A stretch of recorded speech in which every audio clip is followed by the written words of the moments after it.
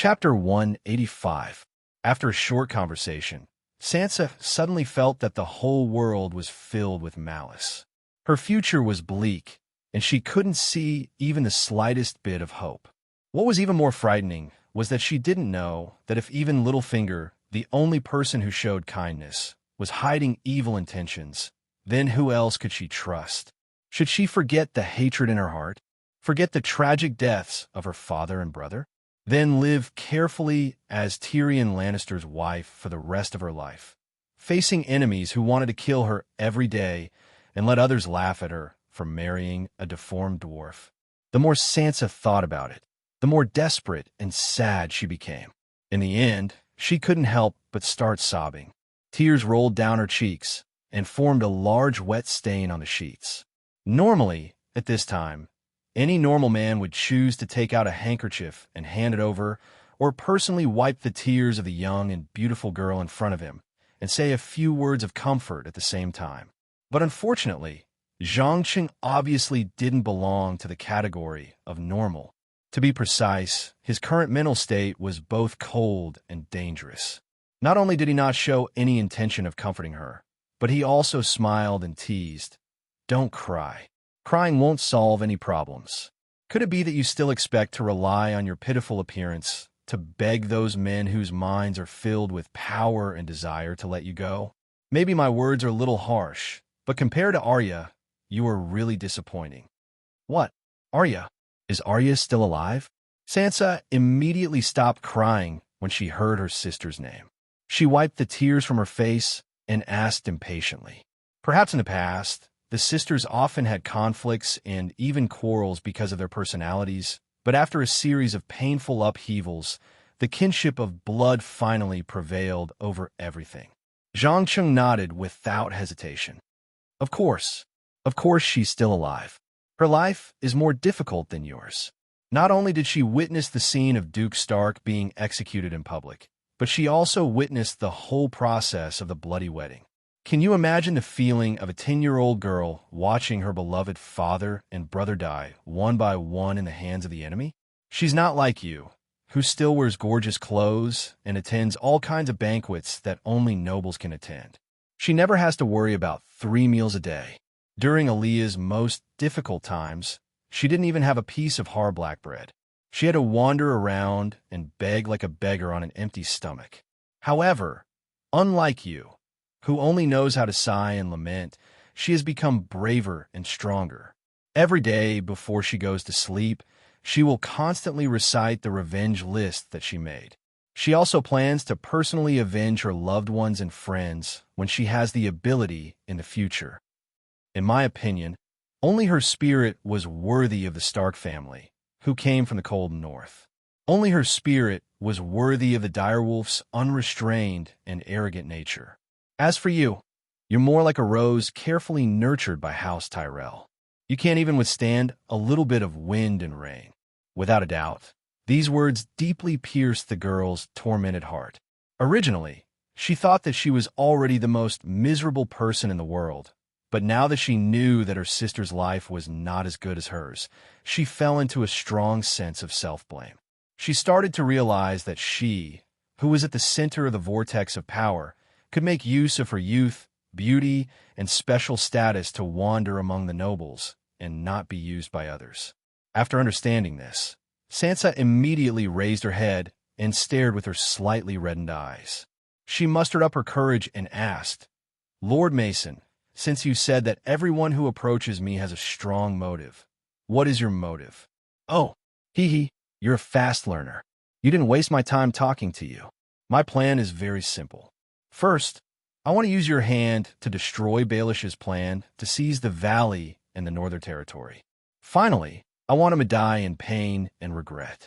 Because I hate capricious people, and I hate people who challenge my bottom line time and time again. Second, I'm a little tired of the drama of fighting for power and want to end this farce as soon as possible. So, I plan to help you take back Winterfell and restore House Stark's ruling position in the Northern Territory. But in return, I want you to be a loyal ally." Zhang Qing didn't intend to beat around the bush and gave his conditions generously. With the shackles on his body broken, he didn't have to carefully maintain the original plot, as before, in case something unexpected happened and caused him to lose the initiative. Right now, he could easily destroy a fully armed army with his magical powers alone. Coupled with the presence of the demonic dragon Ku Luo Korba, there was no one on the battlefield who could contend with him head-on.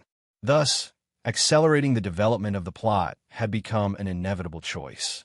After all, Zhang Cheng didn't want to waste years in the Song of Ice and Fire world for no reason. He wanted to return to the tower as soon as possible and see if the portal to Azeroth had opened. Compared to the incomplete magical knowledge of the Song of Ice and Fire, Dalaran's complete system of magical knowledge was undoubtedly more attractive. According to preliminary estimates, among all the magical worlds he knew, Dalaran's magical research was undoubtedly at a rather high level. It could even be said that only a few worlds could compare to it. If he could become a great mage recognized by the Kirin Tor Council, then he would have enough ability to protect himself, whether in the magical earth or any other world. It should be known that the strength of the characters played by level 60 players in the game was only equivalent to the strength of an elite soldier in each faction.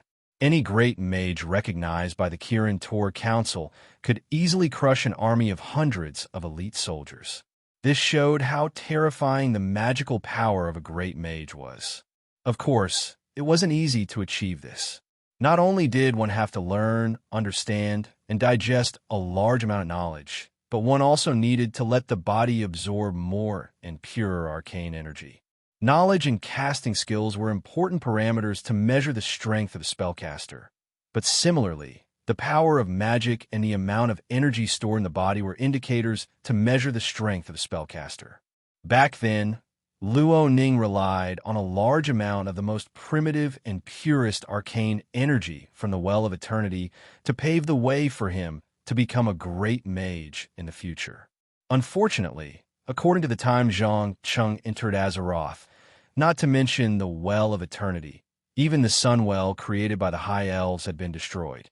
Perhaps the only thing that could allow him to quickly become a great mage was the few bottles of water from the Well of Eternity left in Illidan's hands. Chapter 186. While Zhang Cheng was quietly planning for his path as a sorcerer, Sansa was also seriously considering the proposal just now. As a young noble lady who had received a strict upbringing, she wasn't stupid. She was used to the protection of her family and elders, especially the Stark family, which had been in the Northern Territory for thousands of years. Many times, the Stark family's reputation was enough to scare away most of the ill-intentioned spies. But now, after the tragic deaths of her father and elder brother, the Stark family's direct descendants were either dead or missing. Even Winterfell, which symbolized her status, was occupied by her former enemy, the Bolton family. The cruel reality forced her to change. Otherwise, things like today would happen again and again. As a precocious girl, Sansa was aware of the attractiveness of her beauty to men. When Joffrey stripped her naked to humiliate and torture her, the guards who were in charge of carrying out his orders were excited. They didn't even bother to conceal their lust.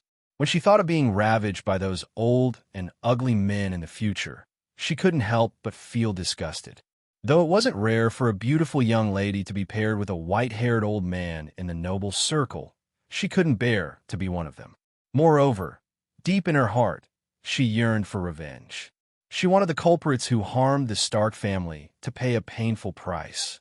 Lord Mason, can you tell me how you intend to help me take back Winterfell? What do I have to give in exchange for your help?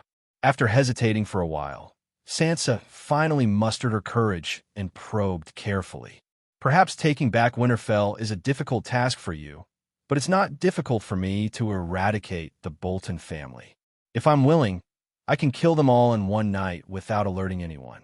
Zhang Cheng turned around and poked the motionless shadow monster on the ground as though he was trying to prove something. But soon, he turned his head and smiled as he said to the girl, "But that's too boring." After all, wasn't the reason why revenge could become a popular topic of conversation because one could slowly taste the pain and despair of their enemies? If they all died too quickly, how would they be able to taste the joy of revenge? What's more, I have a principle. I only help those who haven't given up hope and are still struggling to save themselves. If you want my help, you have to prove yourself first. Prove myself? Sansa frowned. Yes, prove yourself. I want a Lord of Stark with enough skill and political skill, not a blubbering vase full of unrealistic fantasies. I don't care if you're using your intelligence or your youthful body. Prove to me that you have the ability to reunite the North and restore the absolute rule of House Stark. As for what happens next, we'll talk about it after you've proven yourself. Zhang Cheng explained with a faint smile. Understood. Sansa nodded. She lifted the blanket and got off the bed, exposing her beautiful body to the air. She let her long red hair fall behind her back as she walked barefoot to Zhang Cheng and stared at him with her deep blue eyes. Because they were so close, the two could even smell each other's scent and breath from their nostrils. Although there was still a trace of shyness and resistance in her subconscious, the girl still threw her arms around the neck of the young man in front of her and stood on tiptoe to kiss him. The kiss lasted for half a minute. When the two of them separated, the atmosphere in the room began to change. Feeling the softness and wetness of her lips, Zhang Cheng suddenly smiled and teased, "Haha, well done. Although there's still room for improvement, at least you've taken a crucial step. Remember your advantages, and, at the same time, figure out what others desire from you. As long as you grasp these 2 points, you'll soon become a qualified player in the game of power. You know, women, especially young and beautiful women, can often make men lose their minds and do some stupid things. What about you? You don't seem to be interested in my body and appearance at all." Sansa asked with a faint blush on her face. "I'm sorry, but I've already gotten rid of these low-level desires. It's not just you, but all women aren't that attractive to me. All right, let's end our conversation here. To show my sincerity, I'll give you a small gift before we leave." As soon as he finished speaking, Zhang Cheng suddenly chanted a jerky incantation to the shadow monster beside him. The next second, the shadow's body began to tremble violently, releasing black smoke into the air. Before Sansa could understand what was happening, all the smoke rushed to her snow-white chest and formed a terrifying symbol in the blink of an eye. What is this? She looked at the fading and disappearing mark in horror. Nothing. You can think of it as a form of protection. Apart from that, it can also help you get rid of an enemy you want to kill the most, whether it's Joffrey or Peter Baelish. But remember, you only have one chance. Choose your target carefully and consider the consequences. One last reminder, Littlefinger is obsessed with you and your mother. It's a good place to start. Like I said before, for men, the more they can't get, the more they want to get. After saying that, Zhang Cheng picked up the notebook on the table, opened the door, and disappeared at the end of the corridor without looking back. Sansa watched his back disappear into the distance. She took a deep breath and returned to her bed. She looked at the starry sky outside the window, thinking about something. About 10 minutes later, there was a sudden rush of footsteps in the corridor. When the footsteps stopped at the door of the room, her eyes were already filled with tears and her whole body was trembling slightly. Silence. Depression. After a full 5 minutes, the person standing at the door said in a hoarse voice, "I'm sorry, no, you don't have to apologize, Lord Baelish. Perhaps this is my fate. I just want to know, when will you take me away from King's Landing, away from this city that I hate and hate?" Sansa asked without looking back. It was obvious that the person standing at the door was none other than Littlefinger, who had just received the news and rushed back. His eyes were slightly bloodshot as he replied sincerely, "I've already prepared a ship. If you want, you can leave now." "Now? Didn't you say you wanted to wait until Joffrey's wedding was over?" Sansa, who had prepared her feelings, finally turned around and showed her pitiful appearance. "Yes, it's the best time to leave. But for you, I'm willing to take a little risk." Baelish clenched his fists tightly, trying not to show the anger and jealousy in his heart on his face. Chapter 187. Late at night, Zhang Cheng did not go to sleep after returning to his room. Instead, he continued to hide in his room alone, concentrating on researching the new theoretical knowledge he had obtained from the dragons, as well as the content engraved on the dragon's heart tablet by the Valyrians. Especially the parts about blood magic and human body modification It was as if a new door had been opened. According to his understanding, when the dragons first modified the Valyrians, it was equivalent to combining part of their genes with human genes, creating a new species that was half human and half dragon. Later on, as the bloodline was diluted, the proportion of human genes increased, and eventually, it became the golden silver hair and purple eyes that the world was familiar with. In fact, this was just the appearance of a normal Valyrian, just like the Targaryen family, who were born at the bottom of society. The real Dragon King, however, maintained a state that was close to being half dragon and half human. For example, the tablet recorded that the previous Dragon Kings had a pair of iconic vertical pupils, and their limbs and fingers were more slender and powerful than normal people. According to Valyrian tradition, every Dragon King who ascended to the throne had to undergo a terrifying ritual to awaken the dormant power in their bodies. Only those who passed the ritual had the right to become the ruler of Valyria. As for those who failed, well, it was impossible for a dead person to become a Dragon King. Zhang Cheng felt that this modification was very similar to the Dragonites created by the dragons of Azeroth. Even though he had no intention of modifying his own body, he did not mind using it to create a group of powerful cannon fodder at a critical moment. Life, contract, bestowal, incubation, rebirth, so that's how it is. The so-called modification was essentially a reconstruction of the body. As for the person's previous memories, personality, and way of thinking, they would all disappear and be replaced by a new creature. Interesting. Very interesting. It's like the genetic modification and cloning technology in sci-fi movies. However, this technology seems to be too immature. Once the body of the modified person is unable to withstand the tearing of the powerful magic, the cells will instantly collapse, leading to inevitable death. Just as Zhang Cheng was muttering to himself and carefully experimenting on the rats, the magic sword on the table suddenly asked, "Respected master, I don't understand why you are so cautious. With the power you have now, do you still need to care about the faces of those foolish nobles? You can kill everyone who dares to resist, then become king and conquer the entire continent." It was this idiotic speech again. Yes, I do have enough power to conquer this land, but what happens after that? What good would it do me to spend so much time and energy maintaining my rule, quelling rebellions, and restoring agriculture and trade? Most importantly, I can't guarantee that when I go to the next world, I'll still have the absolute advantage like I do now. If I can't, then I have to learn how to gain an advantage under the rules, just like what you see me doing now, flexibly using the rules to seize the initiative. Zhang Cheng smiled coldly as he gave the answer. He would never easily break the original rules. This was a restriction that he had set himself. At the same time, it was also to better conceal his identity, blend into the environment, and ensure his own safety.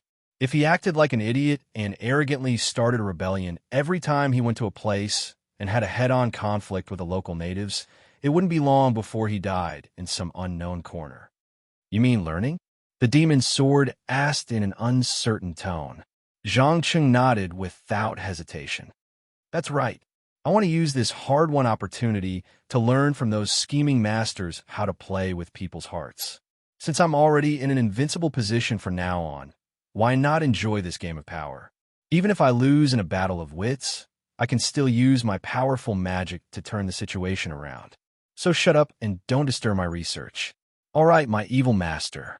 Actually, I'm quite satisfied with the way I push a young girl into the abyss of power, although it's a pity that it lacks a little violence and bloodthirst. Although the previous masters had done many evil things, they weren't like you. After having a deep understanding of what evil is, you still resolutely walked on the path of evil. In my opinion, your entire soul exudes a melancholy, deep, and deathly aura. Ha ha! Evil? Can you tell me who defines evil and justice? What makes you think that what I do is evil? Zhang Cheng laughed as he turned around. You don't think that what you do is evil? The demon sword's tone revealed undisguised surprise. No, of course not. Why would I admit that I'm evil?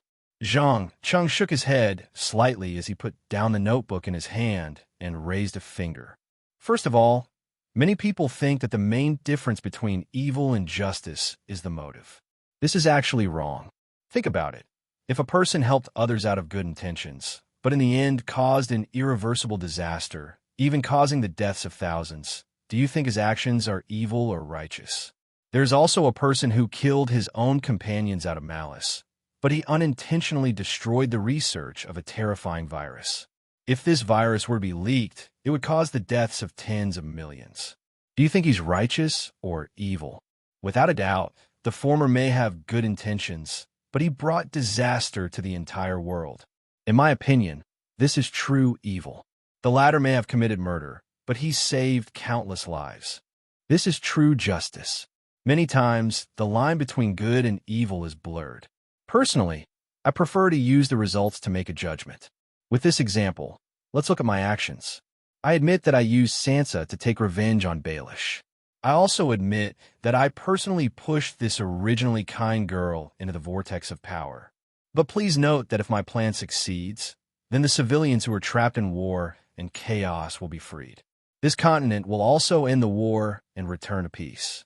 This also means that the consequences of my actions are beneficial to the majority.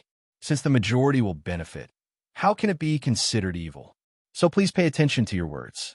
Not only am I not evil, I should be called a messenger of justice. After listening to these words, the demon's sword fell into a long silence for 5 minutes. In the end, it let out a helpless sigh. Sigh. I really don't know if I should praise your eloquence and wisdom or your shamelessness. Well, from now on, we're the messengers of justice. Please believe me, if one day you meet the demons of Bator, you'll become their best friend. These fellows will be more than happy to discuss the art of deception with you. Chapter 188. There is no doubt that Zhang Chung was well aware of the implications of his actions, as well as the definition of evil in the eyes of the world. But he did not intend to succumb to these definitions, nor did he intend to admit that he was a member of the evil camp, because once he admitted it, it would be equivalent to subconsciously putting himself on the opposite side of the majority. Only an arrogant idiot would like to fight against so many enemies endlessly. What he wanted to do was to twist, or rather subvert, the definitions of good and evil in order to hide his true intentions. Simply put, he was a utilitarian through and through. What he cared about was the results and whether he could obtain benefits, not the methods used. Of course, Zhang Chung did not need to consider the issue of factions at the moment. After all, the Song of Ice and Fire was not like the Forgotten Realms, where there was a strict line that separated evil and good. Most of the time, a simple low-level spell was enough to distinguish the factions of each person through the aura they emitted. This was a relatively chaotic world, but at the same time, it was also a world that was close to reality. Everyone had complex human desires and obsessions, and it was impossible to distinguish between good and evil. Simply put, without the guidance of a true god, the mortals here lacked purity. They might be fighting for power one second, raping and pillaging for the sake of lust, but the next second, they would help a beggar they did not know because of some emotional factor. Complexity meant change and uncertainty.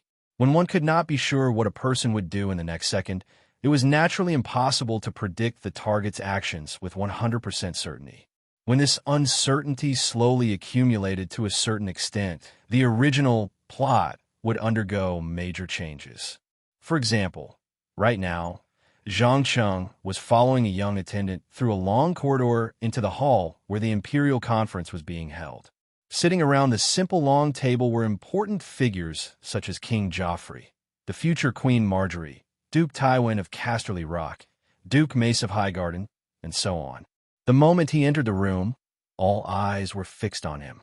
Zhang Chung unhurriedly bowed and asked with a smile on his face, "Good morning, your majesties.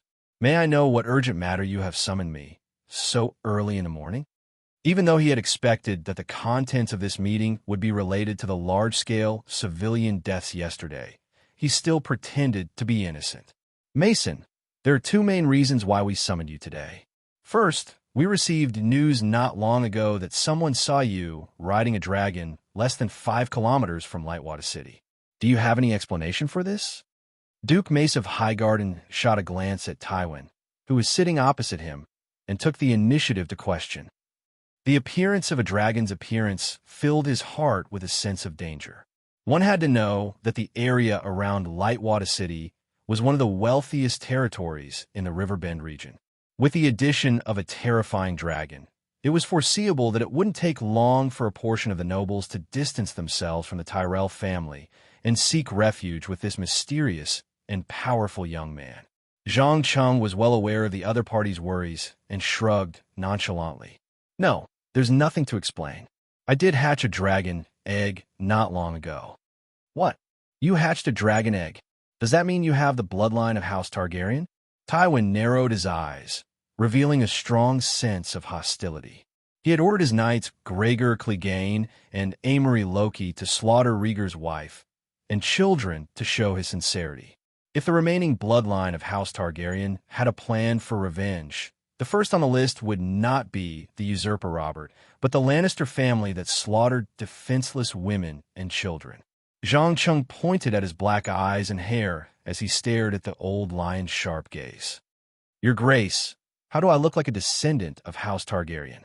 Even though I've always thought that my appearance was not bad, it's still far from the inhuman beauty of House Targaryen. Then how did you hatch the dragon's egg? As far as I know, apart from House Targaryen, no one else can hatch a dragon's egg, much less make a dragon obey orders, Cersei interjected, unable to bear the loneliness. As an ambitious woman, she loathed and disliked all magical powers that were not bound by authority. She could not wait to borrow her father's hand to get rid of this fellow who had embarrassed her so many times. Haha, I forgive your ignorance. Only House Targaryen can hatch and tame dragons? Even though I don't know where you heard this from, I can tell you that the Valyrians had mastered the technique of hatching and taming dragons long before Aegon the Conqueror was born. I only managed to decipher a small part of it. As for the Targaryen family that everyone here fears, they weren't even nobles before the Valyrian apocalypse. Their social status was only slightly higher than a commoner's. I don't understand. What's so important about a family that's almost extinct? Zhang Cheng sneered as he observed the changes in everyone's expressions. Based on his guess, it was most likely Daenerys on the other side of the sea who had started the war to liberate the slaves. The powerful combination of an unsullied and a dragon made these nobles who had once betrayed and harmed House Targaryen uneasy. Regardless of whether it was the Lannister at his peak or the increasingly ambitious Tyrell, they could not tolerate the appearance of a second Aegon, the Conqueror, riding on their heads. The Queen of Thorns, Alina Redwyn, seemed to have noticed something. She immediately squeezed out a smile and comforted him. Please don't be angry, Count Mason. You haven't experienced that era. You don't understand how much of a shadow Aerys Targaryen II's crazy actions have left on us. Not to mention, his daughter, Daenerys, just obtained a brutal slave army not long ago. Coupled with 3 dragons that are rapidly growing up, she will one day cross the sea and return to this land to avenge her father and brother. So you plan to figure out my position before she comes back? Zhang Cheng's lips curled up slightly, revealing a faint smile. That's right. However, I believe that we can eliminate the suspicion that you are of House Targaryen bloodline. However, we still need a guarantee that you and your dragons will stand on our side when war comes. Alina Redwyn crossed her arms in front of her chest, her old and thin body releasing a strong sense of oppression. Oh, what kind of guarantee?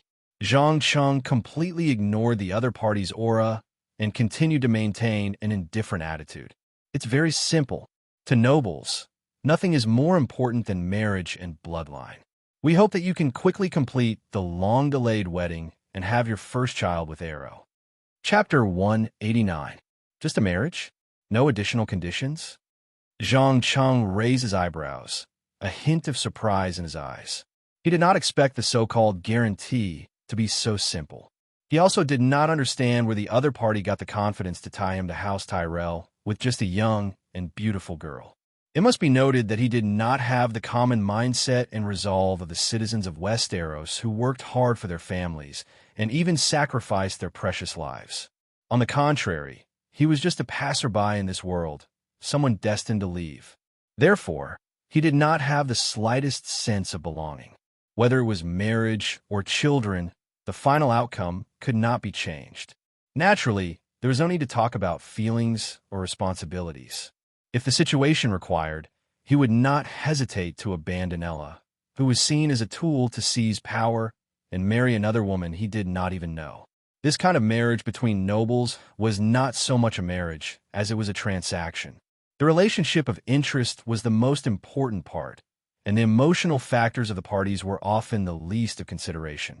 Alina Redwyn, who was proficient in political tactics, undoubtedly knew this very well. She pursed her wrinkled lips and replied with a smile, "Yes, only a marriage, no additional conditions. Also, Duke Tywin, His Majesty, and I all hope to see the dragon with our own eyes so that we can have an accurate understanding of it." Wait! Before the Queen of Thorns could finish her words, Joffrey, who had been silent all this while, suddenly interrupted her. "Your Majesty, may I ask if you have any opinions on the outcome of the Imperial Conference?" Alina Redwyn asked pleasantly while glancing at Cersei beside her. Her eyes were full of contempt and disdain, as if she was mocking Cersei for not being able to control her own son. Cersei, who had always been tough, would not tolerate such provocation. But before she could respond, Joffrey got up and went straight to Zhang Cheng. He gently stroked the black ring on his finger. After a full minute, he slowly opened his mouth and said, "Mason, my friend, compared to the dragon, I am more concerned about the power you possess. Do you still remember the fire spells you taught me before I left King's Landing? Now I can freely control them. I can use them to punish the servants who disregard the king's authority." Just as he finished speaking, without any warning, Joffrey suddenly raised his right hand and pointed it at an empty chair not far away. He loudly chanted an incantation that no one could understand. In the next second, the black ring suddenly emitted a scorching light, followed by a bright flame. In just a few seconds, the hardwood chair was burned into black charcoal. Obviously, from his proficient movements and casting speed, his understanding of fire magic had already reached a considerable level. If he could learn further, it wouldn't be difficult for him to become a fire magic apprentice. Perhaps, as the saying goes, when fate closes a door for you, it will open a window for you. Although Joffrey's personality was morbid and extreme due to his close relationship and being spoiled from a young age, sometimes he couldn't even suppress his agitated emotions. This kind of personality unintentionally coincided with the violent and uncontrollable characteristics of the flame. However, Zhang Qing noticed that the moment the king released the fire spell, everyone, including Cersei and Tywin, had an extremely unsightly expression. Needless to say, as Joffrey grasped the power of fire magic, it was becoming more and more difficult to continue to control him and treat him as a puppet in name only. Perhaps some of them were even afraid that the scorching flames would suddenly descend on them one day. After all, Joffrey had shown an unstable mental state many times, and killing servants who unintentionally angered him was a common occurrence. Only the heavens knew when he would suddenly go crazy. Wonderful fire spells. Your Majesty, you are truly a genius. Normally, an apprentice would need at least 1 to 2 years to learn how to release a flame of the same level, but you did it in less than 2 months. Zhang Cheng purposely ignored the expressions of the others and was not stingy with his compliments. To be more precise, he was surprised at Joffrey's talent. After all, apart from Daenerys, who had Valyrian blood, this youth was the most outstanding in the Song of Ice and Fire. If not for the lack of evidence, he would have suspected that Tywin's wife, Joanna, had done something unspeakable with Aerys, and that Cersei and Jaime were their descendants. Really? You really think so? Joffrey's eyes widened in surprise. Zhang Cheng nodded without hesitation. Yes, Your Majesty. If you wish, we can proceed to the next stage of our studies at any time. Then what are we waiting for? Let's begin. Come, let's go to my room. Also, I have a small gift for you. I'm sure you'll like it. Joffrey impatiently walked towards the door. As you wish, your majesty. Zhang Cheng placed a hand on his chest and bowed. At the same time, he swept a playful gaze across everyone seated around the long table. He knew very well that the power of the Seven Kingdoms' capitals was in the hands of two houses. One was House Lannister, who had won the War of the Five Kings with their military and diplomatic skills, and the other was House Tyrell, who had gained great political influence by reorganizing their forces. Even though the two houses seemed to have formed an unbreakable alliance on the surface, the conflict between them had never stopped. Sansa's marriage to the imp was the result of their game. Fortunately, both the leader of House Lannister and the leader of House Tyrell, Alina Redwine, understood the meaning of political compromise and were careful to avoid aggravating the conflict. During the conflict, both sides had been constantly filling the power vacuum left by the end of the war. There was no longer any space left for outsiders. They were now very worried that once Joffrey, as the king in name, joined the game of power struggle, the situation would become even more tense and chaotic. At the same time, they were also worried that their own interests would be severely damaged. Under the feudal system, none of the nobles liked a powerful king, and none of them liked having a sharp sword hanging above their heads. The sword in front of him was the fire magic that Zhang Chengzheng was teaching him. After watching the two disappear into the corridor, Tywin immediately tapped the table lightly. I believe everyone has seen that this mason is more difficult to deal with than we thought. What do you think we should do next? No matter what, we must make him stop teaching magic to Joffrey. A king with great power and without restraint is not what we want. Highgarden Duke Mace expressed his stance clearly. That's right. We cannot let Joffrey continue to lose control. He's already burned 12 servants to death this month. If this continues, he'll become the second Mad King sooner or later. Alina Redwine agreed without hesitation. Perhaps he's using this method to pressure us to get a better deal. Father, I think you should have Tyrion talk to him about this. Also, I don't think someone like him will be bound by marriage, Cersei suggested in a low voice. All right, let's end today's Imperial Conference here. Let's figure out what Mason wants before we talk about it. Give this to Tyrion, too. Let him see what kind of man his friend really is. Tywin pushed the paper forward, pressing it against his palm. Chapter 190. The Red Keep was situated on top of Aegon Hill, the capital of the Seven Kingdoms. It was both a sturdy fortification and the location of the royal palace. Many people who didn't know the truth thought that such a landmark with political significance should be located at the very center of the city. But the truth was the exact opposite. Not only was the Red Keep not located at the center of King's Landing, it was instead built in an inconspicuous corner. To be precise, it couldn't even be considered within the city. It stood alone on a cliff next to the moat, closely connected to the majestic city walls. Standing at the highest point of the Red Keep, one could overlook the port below, as well as the densely packed residential areas, markets, and plazas within the city. The bustling commoners, in particular, gave the owner of the Red Keep an incomparable sense of satisfaction and accomplishment. It was said that after the Targaryen family had completed its construction, they slaughtered all the workers and stonemasons involved in the construction to ensure that the secrets within would not be revealed to the outside world. Now, no one knew what was hidden within the intricate and complex underground tunnels. At this moment, Zhang Cheng was standing on the balcony of the king's bedroom, looking down at the backward city that was a mixture of medieval and Renaissance styles. Without turning his head, he asked, "Your Majesty, did you just say that you have a gift for me?" "Ha ha, that's right. But this gift is a little special. I didn't put it in the room. Please wait a moment. I'll have someone bring it up." Saying so, Joffrey gave the guard at the door a look. Without another word, the guard immediately turned and left the room. About 7 or 8 minutes later, he dragged in a little fellow that wasn't even 3 meters tall, with dark chestnut skin and large ears. Even though it had been locked up in the dungeon for a long time, its body emitted an unpleasant smell. However, those golden eyes and those 3 strange fingers all proved that it was not a human in the ordinary sense. "Oh, a real, living child of the forest. Your gift really gave me a big surprise."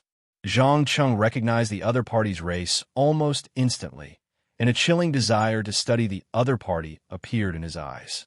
Without a doubt, a real, living child of the forest could help him solve countless questions and problems. For example, what were deviant ghosts and the principles behind their ice magic?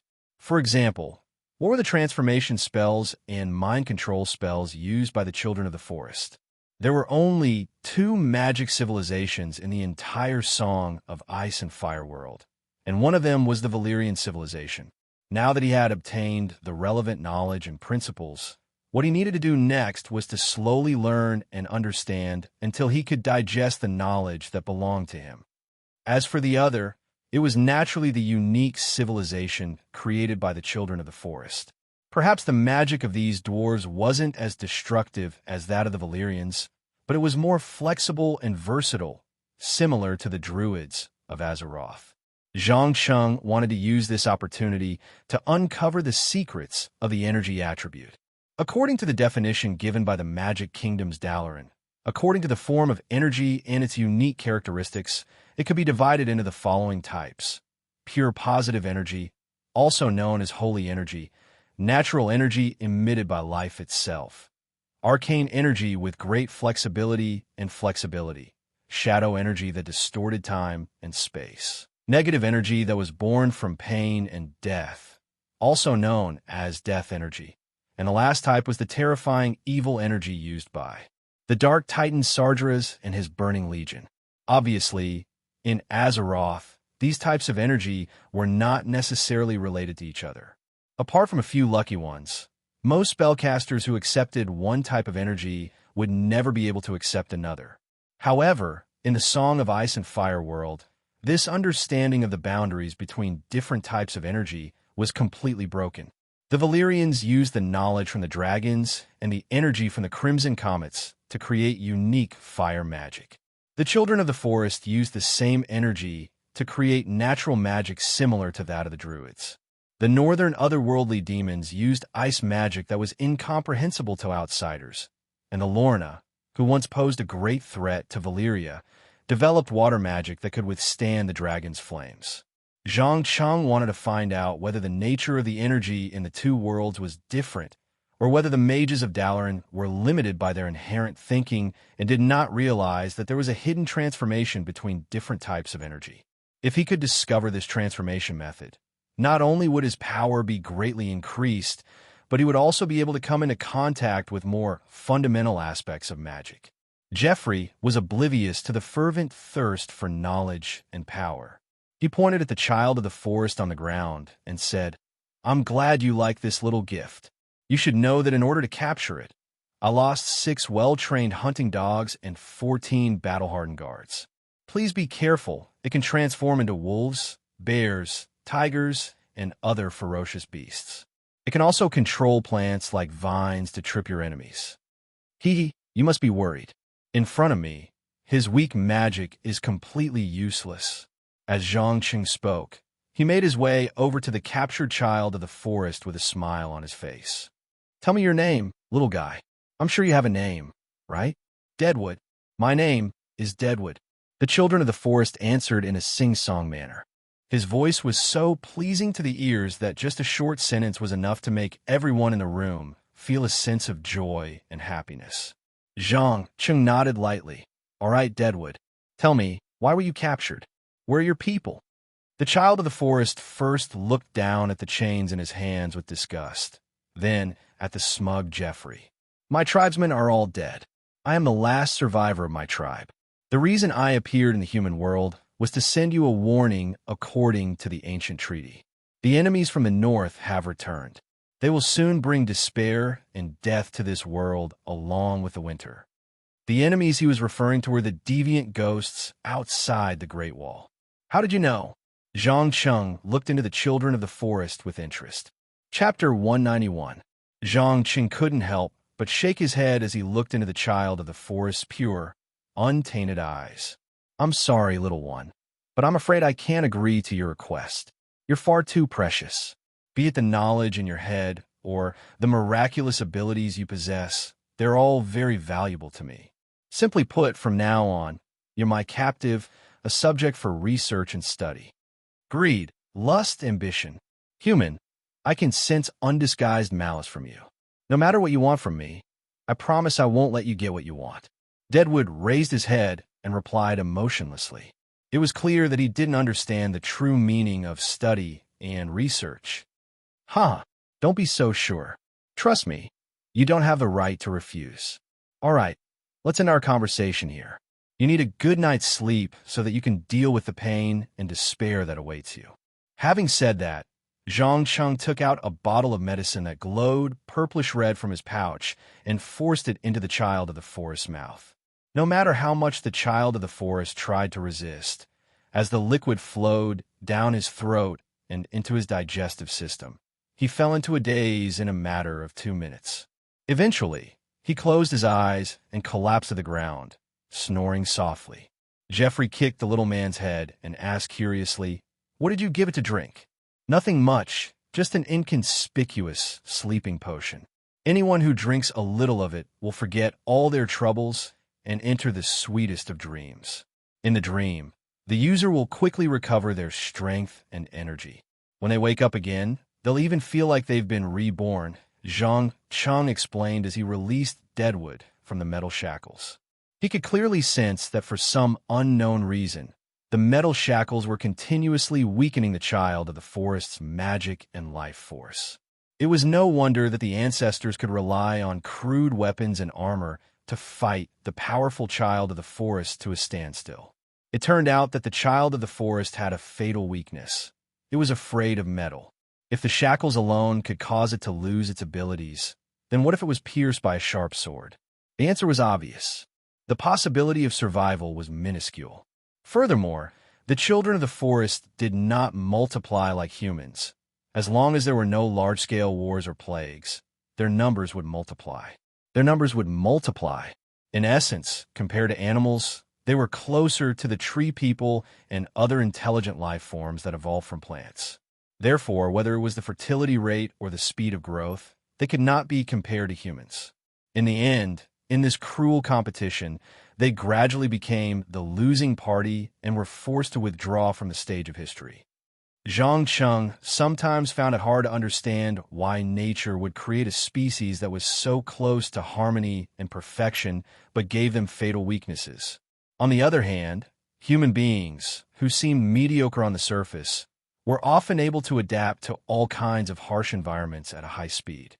Even when destructive catastrophes happened in the outside world, they could survive and rebuild their civilization with their cockroach-like survival abilities. Just when Lucien was feeling a little sorry for the child of the forest, Jeffrey, who could no longer stand the loneliness, stroked his beloved ring and impatiently urged, "Mason, it's yours now. You can take it back and study it slowly later. Now it's time to tell me, what should I do to make my flames more powerful?" "Don't worry, Your Majesty. You have to understand that the most important thing in learning magic is to be patient. Given your understanding of fire magic, I believe that the next thing you should do is not to blindly increase the power of your flames, but to figure out the source of your power." Zhang Cheng stood up unhurriedly and replied with a smile. He knew very well that the more magic he taught, the closer the king would be to death. The reason was simple. The reason House Tyrell proposed a marriage was that they wanted to use their best means to influence and even control the young king to expand their power and influence.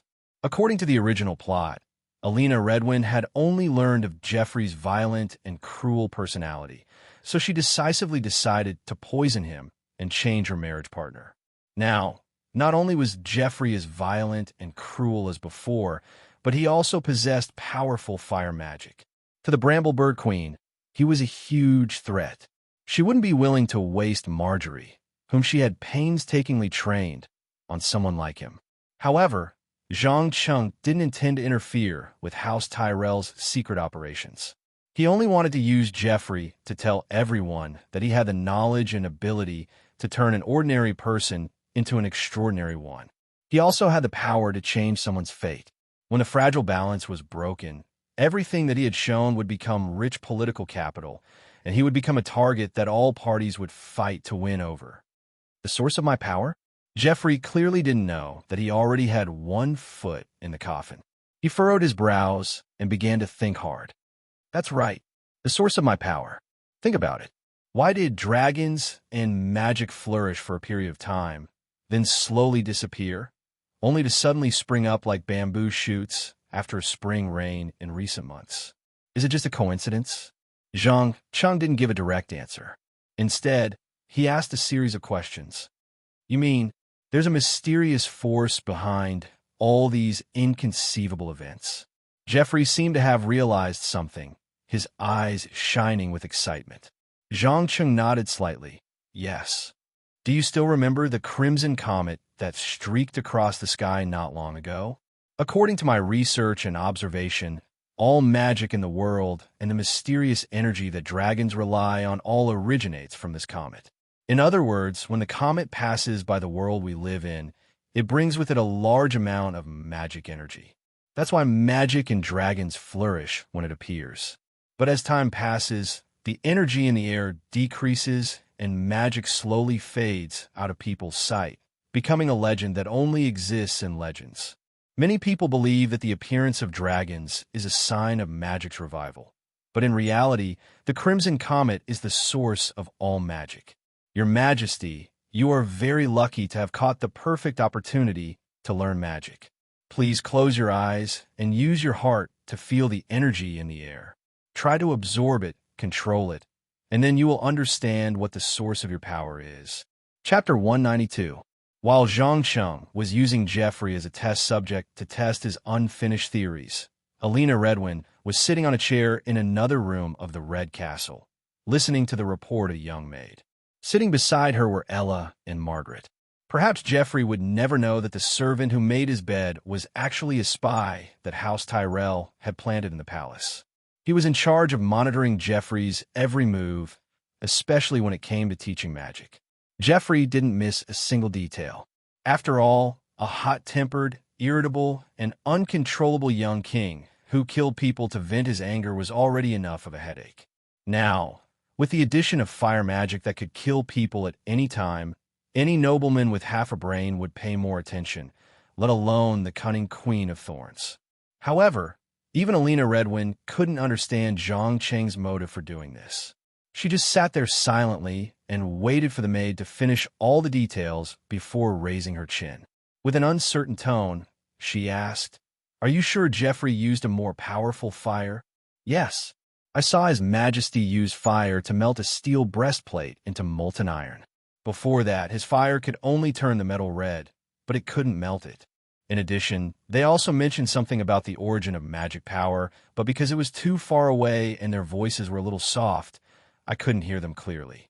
The maid replied carefully, "Okay, I got it. You can leave now. Remember, keep your mouth shut and don't tell anyone. Especially the part about magic. You must keep it a secret. Do you understand?" Alina Redwin instructed with an expressionless face.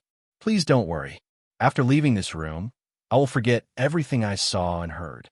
The maid hurriedly nodded and quickly disappeared into the dark and narrow passage. When she was completely gone, Margaret couldn't help but ask, "Grandmother, don't you think he is using the king to threaten us?" "Oh, why do you think so?" A smile appeared on Alina Redwin's wrinkled face. As an elder who had been immersed in the struggle for power for decades, she liked to see her granddaughter come to her own conclusions, no matter how childish and ridiculous the conclusions were. "Isn't it obvious?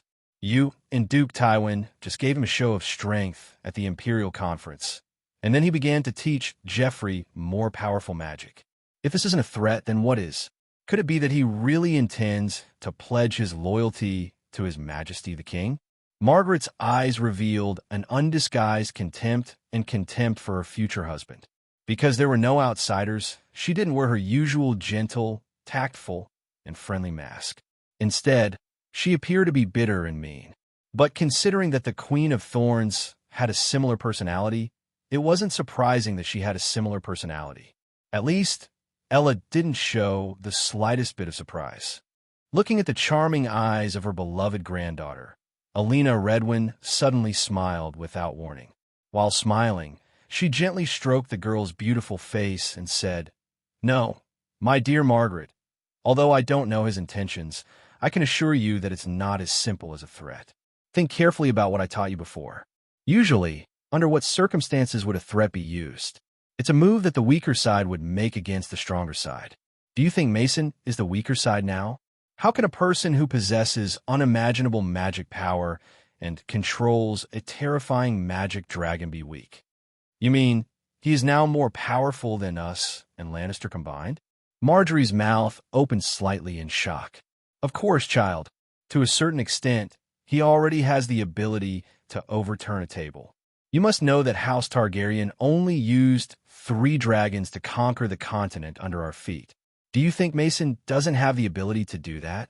When Tywin learned of the dragon's appearance, his first reaction was to secretly eliminate him to prevent future troubles. But do you know why he didn't take action? In order to let her granddaughter understand the situation at hand, Alina Redwyn asked a series of questions.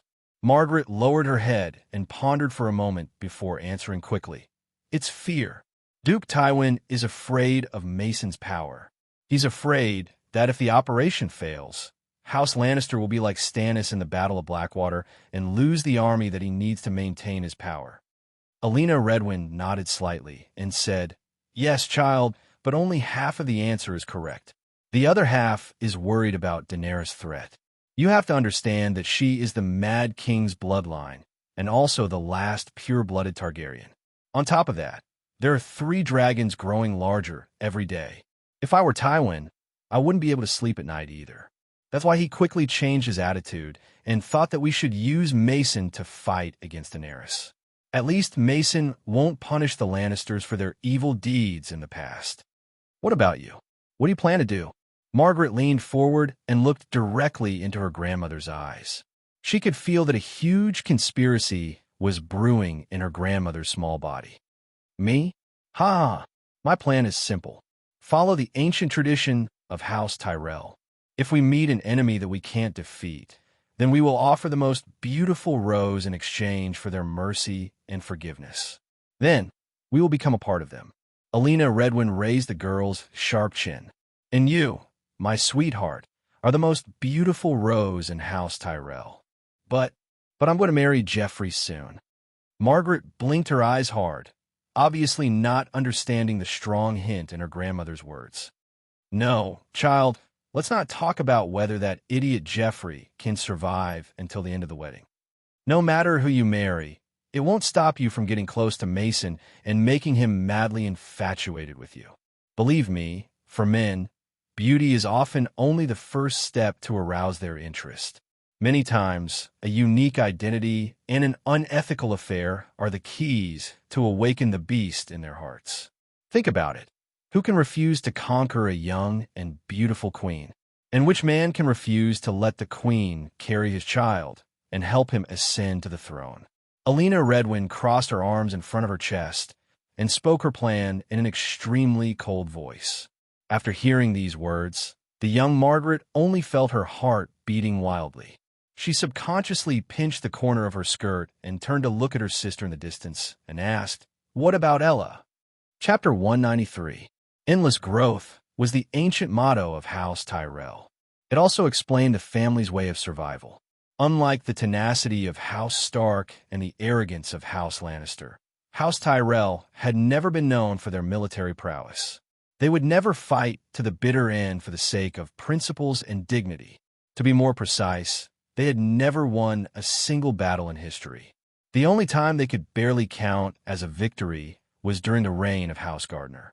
Back then, Osmond Tyrell had united 40 families and defeated House Peg and House Mandalay, who were vying for the throne of High Court. He then crowned Mendine Gardner VI as king and reunited the shattered Riverbend Kingdom. It was also because of this hard-won victory that House Tyrell married Mendine Gardner VI's youngest daughter and successfully assimilated the bloodline of Green Hand Garth into their own family. From there, they obtained the so-called legal right to inherit and rule. Since then, House Tyrell had never won a single battle, or even a single battle. Whether it was the battle with Dragon King Aegon during the War of the Conquerors, or the infamous Blackfire Rebellion and the War of the Usurpers, they had only suffered defeat in the end. Normally, A family like this that had suffered defeat after defeat should have been swept off the stage of history long ago. However, what was interesting was that House Tyrell had not weakened from the repeated defeats. Instead, they had prospered. Even though many ancient families in Riverbend secretly despised them and mocked them for being nouveau riche, they were powerless to change this fact. The root of this was not how wealthy House Tyrell was or how powerful their army was. It was because they had always kept one thing in mind. While maintaining a minimum level of loyalty, they tried their best to marry as many families as possible and weave a huge net of benefits. That way, even if they were careless and chose the wrong side, the victor would still consider the chaos that would result from weakening or eliminating House Tyrell, as well as the benefits that their loyalty would bring. It had to be said that this was a brilliant strategy. It was so brilliant that it could almost guarantee that no matter who won the final battle, they would not make things too difficult for them. Daenerys' brother, the famous idiot Viserys Targaryen, had always believed that Tyrell would be the first house to stand up for him when he returned to Westeros. As the current ruler of House Tyrell, Olenna Redwyn, the Queen of Thorns, was keenly aware that with the defeat of Stannis and the bloody wedding of Robb Stark, the stable power structure within the Seven Kingdoms had been completely destroyed. The only ones who had the ability to fight for the highest authority were the Lannister family, who appeared to be majestic but was in fact severely depleted of finances. The Martell family, who ruled Dorne in the south and had yet to make a move, and the Tyrell family, who had not been affected by the flames of war and could rely on the fertile land to feed the entire population of the continent. Of course, there was also a young man of unknown origin who possessed powerful and mysterious magical powers and could control the terrifying demonic dragon. Olenna Redwyn wasn't as wary as Tywin. Instead, she felt that this was an opportunity for House Tyrell to rise to the next level. After all, Zhang Chung was only one person at the moment. He did not have the support of a large house, nor did he have a noble bloodline that could be recognized by the nobles. In her opinion, if he wanted to sit on the Iron Throne, he would have to imitate Aegon the Conqueror. On one hand, he would display his unstoppable power, and on the other, he would rope in the families that were willing to kneel at the feet of the new dynasty. If House Tyrell could be the first to express his intention to form an alliance, and then weave a gentle trap to firmly ensnare the other party's feelings, then House Tyrell will be able to obtain unimaginable benefits. This was especially so after several generations of marriage alliances. Perhaps House Tyrell would also obtain that inconceivable talent for magic and the power to control the demonic dragon. As for the young and beautiful Marjorie and Ella, they had long been used as pawns and sacrifices by the Queen of Thorns for the rise of House Tyrell. But before that, Olenna Redwyn had one more thing to confirm, and that was whether or not Tyrell had the ambition to match his power. While House Tyrell was secretly making their move, Zhang Chung was standing in the training grounds of the Red Keep. He watched as Joffrey unleashed his scorching flames again and again. He said in a half-joking tone, "My dear Tyrion, you have been standing behind me for a while now. If you have something to say, just say it. Don't tell me you're here to see your nephew. Everyone knows how much you two hate each other. It's like ice and fire." "Why?" Little Demonis suddenly opened her mouth and asked without rhyme or reason. "Sorry, I don't quite understand what you mean." "What do you mean, why?" Zhang Chung turned around with a puzzled expression. "Why teach him magic? You should know Joffrey's personality well. Doing so will only make him more and more unrestrained. More innocent victims will be burned alive." Tyrion frowned, clutching the note hidden in his sleeve tightly. Even in his dreams, he could not believe that the young man in front of him, who had always been calm and rational, had silently caused the deaths of thousands of civilians. Moreover, he did not seem to feel guilty at all after the incident. It was as if he had accidentally stepped on a few ants instead of a living person. What does that have to do with me?" Zhang Chung shrugged nonchalantly. "You have to understand that magic is a powerful force, but it is also a dangerous force. That is why in the process of learning and research, you have to be extremely patient and vigilant. The slightest carelessness will lead to a tragic end. I was lucky to have found a very talented seedling who can be used to test my unproven theories and hypotheses. So, you used Geoffrey, the king of the Seven Kingdoms, as a guinea pig? Tyrion widened his eyes in shock. It was as if he was trying to get to know the man all over again. That's right. By the way, there are very few people with magical talent.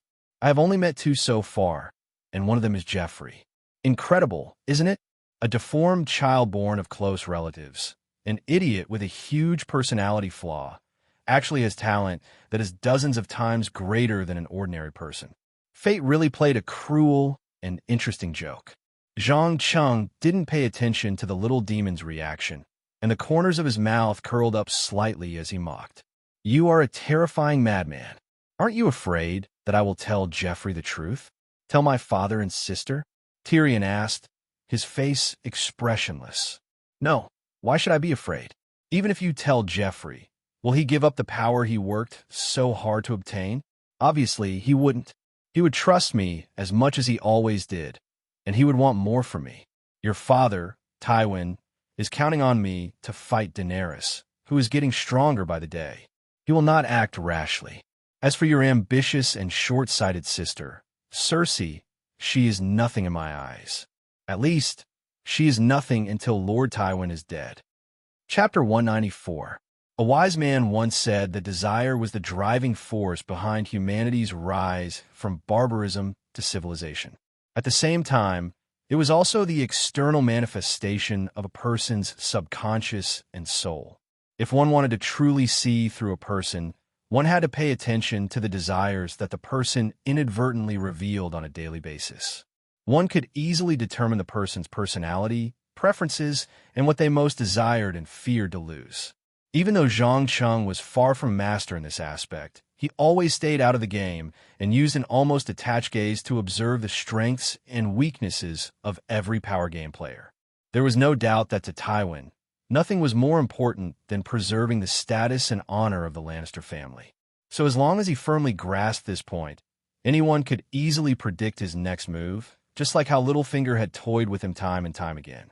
Perhaps in the eyes of many, Tywin Lannister was an extraordinarily charismatic leader with outstanding talent and political skills, but very few could see through the weak and tired heart hidden under his tough and disciplined appearance. In fact, since the death of his wife, Joanna, Tywin's private life was not as poor as people thought. According to the information obtained from Varys, the Duke of Casterly Rock would secretly order his subordinates to find him a young and beautiful prostitute every once in a while to vent his accumulated desires. However, due to the strict confidentiality, even his children did not know about this matter, especially the little devil. She always felt that her father was strict and cold, and she did not realize that there was no one in this world who could abandon their feelings and desires. Some things, the more you repress them, the more violent they would erupt. In the end, it might even become a fatal noose that strangled you to death, feeling the excitement of the alcohol flowing through his veins through his body. Zhang Qing gently put the cup back and stared into the little demon's eyes. Tell me, Tyrion, why did you suddenly appear here? Are you representing yourself or the Lannisters? What about representing myself? What about representing the Lannisters? The little demon asked without looking sideways. It depends on what you want to know, or what kind of message your father, Tywin, wants to send through you. As Zhang Cheng explained, he inadvertently glanced out the window at the black dot in the sky that was growing bigger and bigger. A playful smile appeared on his face. First of all, I'd like to confirm something on behalf of myself. Is the information here true? Did you really kill thousands of innocent people? Tyrion asked in a low voice, holding up the note hidden in his sleeve after much hesitation. Zhang Cheng took the note and skimmed through it. He immediately laughed and exclaimed, "Ha ha ha ha! I wondered why Lord Tywin did not take advantage of this to gain a favorable parley at the council, and now I see why. So he was planning to leave House Tyrell aside and make a deal with me alone. That's right, I did it. You can now represent your family and your father to state your conditions. I am very much looking forward to what tempting proposals Lannister, who is on the brink of a financial crisis, can come up with. There was no doubt that he had passed the initial cautious mode of action and had slowly entered the stage of enjoying the fun of the game of power. He had to admit that although he did not think it was a wise choice to waste a lot of time on scheming, the real owner of the parchment seemed to think that it was a necessary process and a skill to master. As the saying went, if you can't fight back, you should enjoy it. After all, after breaking the shackles that bound him, he was one of the most powerful beings in the world. Unless the dragon Granada broke the seal, there was no man or monster that could pose a threat to him. Tyrion did not seem to realize how dangerous the young man before him was. "You killed thousands of civilians," he said sarcastically. "Two-thirds of them were elderly, women, and children. Don't you have nightmares when you sleep at night?" Tyrion's face was dark. "Nightmares? Why?" "Your father ordered Gregor Clegane to pillage Riverside, hoping to lure Eddard Stark into battle. Guess how many innocent peasants were tortured to death during the Arcane Mountain operation? Does Lord Tywin have nightmares about it? No. Not only did he not have nightmares about it, he even saw it as a successful tactic. Besides, others may have the right to criticize my actions, but you don't." Zhang Chung poked the imp's chest with a finger. "Why don't I have the right?" Tyrion suddenly had a bad feeling. He frowned. "Because it was your lawful wife, Sansa, who poisoned my soup. She made me unable to use my magic for a short period of time, which led to the tragedy of thousands of deaths. I do not deny that I have killed innocents, but you must understand that when I think my life is in danger, I will do anything to protect myself. It has nothing to do with good or evil, morality or humanity. It is simply survival." Out of caution, Zhang Chung did not reveal too many details. He did not mention that the victims had not only died physically, but that their souls had been devoured and turned into nourishment for the arcane sword. "Sansa poisoned you? Damn it! Why would she do that?" "No. Who made her do this?" Tyrion growled angrily.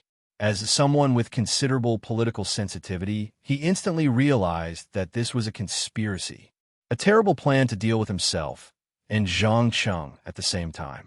If the attack had been successful, Zhang Chung would have died, but the Lannister family would have been seen as an accomplice of the mastermind. The fragile alliance that had been formed would have collapsed in mutual suspicion. No one would be willing to ally with a family that could stab them in the back at any time. If it had failed, as the lawful husband of the poisoner, he would have been implicated.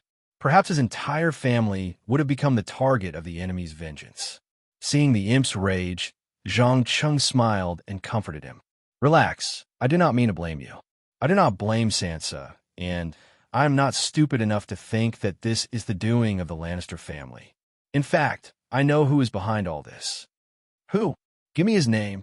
Tyrion's eyes flashed with a cold light. Chapter 195. Enough.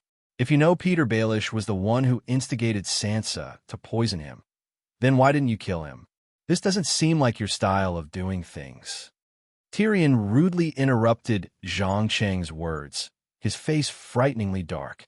He knew very well that a young, beautiful, and noble lady like Sansa would never fall in love with him and willingly spend the rest of her life with a deformed dwarf like him. But for some reason, when he learned that she had an intimate relationship with another man, he couldn't help but feel a strong sense of anger and humiliation. Zhang Chung shrugged his shoulders and smiled. "Why do I have to kill him? You know, the real mastermind is Varys. Littlefinger was just being used. Besides, Sansa is not my wife. If it were Arrow, I can guarantee that he would die a painful death. Remember, my friend, for people like you and me, a wife is not just about love, marriage, family, and alliances between houses. It is also about face and dignity. If your dignity is trampled on and you do not respond, then don't expect to be respected in the future. Like I mentioned before, dignity is earned through blood and death, not through charity." There is no doubt that for the crippled imp, all the effort he put in was for the sake of gaining the respect and recognition of those around him. In order to protect this hard-earned respect, he had even charged into battle with his own weapon and fought with enemies twice his size. He had almost lost his life. Every time he thought about his life before he became the prime minister, Tyrion felt a fire burn in his chest. It took him a few minutes to calm down. He took a deep breath and asked, "Why? Why do you want to use me to get rid of Baelish?" As a person who liked to read and think, he was not as impulsive as most of the nobles. He quickly realized that the young man in front of him had been purposely leading the conversation, using words to provoke him into anger. "Ah, my friend, you asked too many whys today. But since we had a pleasant cooperation more than a month ago, I'll reluctantly explain. First of all, I don't expect you to get rid of Littlefinger. I only hope that you can teach him a small lesson. Because, strictly speaking, the two of you aren't even on the same level. Baelish wants you to be smarter and more cunning than him. Secondly, you're slowly being pushed out of the center of power. As an ally, I do not wish to interact with the foolish and short-sighted Cersei, so I intend to help you. At least now you have a good reason to vent the anger in your heart, don't you? Lastly, and most importantly, tell Duke Tywin that he must have a clear understanding of the power I possess before coming to negotiate with me personally." With the last word, Zhang Cheng immediately turned around and waved at the window. Before the little devil could react to what had happened, a gust of wind rushed in and overturned the tables, chairs, wine bottles, and wine glasses in the corner. The little devil himself was also blown back. The originally clear sky was suddenly covered by a huge shadow, followed by a loud crash from the hard stone walls. The entire room shook, and a large amount of dust and gravel fell from the roof. When he regained his balance, he was surprised to find a violet peering through the window. Shock, excitement, surprise, trembling. Seeing the legendary dragon with his own eyes, Tyrion could not describe his emotions at that moment. He even forgot to run as he stood there dumbfounded. Similarly, Joffrey stopped practicing his fire magic and went straight to the window. He stretched out his hand and gently stroked the dragon's scales, which were getting harder by the day. He asked fervently, "Count Mason, is this your dragon?" "That's right, your majesty. Allow me to introduce you to Kulo Kelba, a newborn dragon.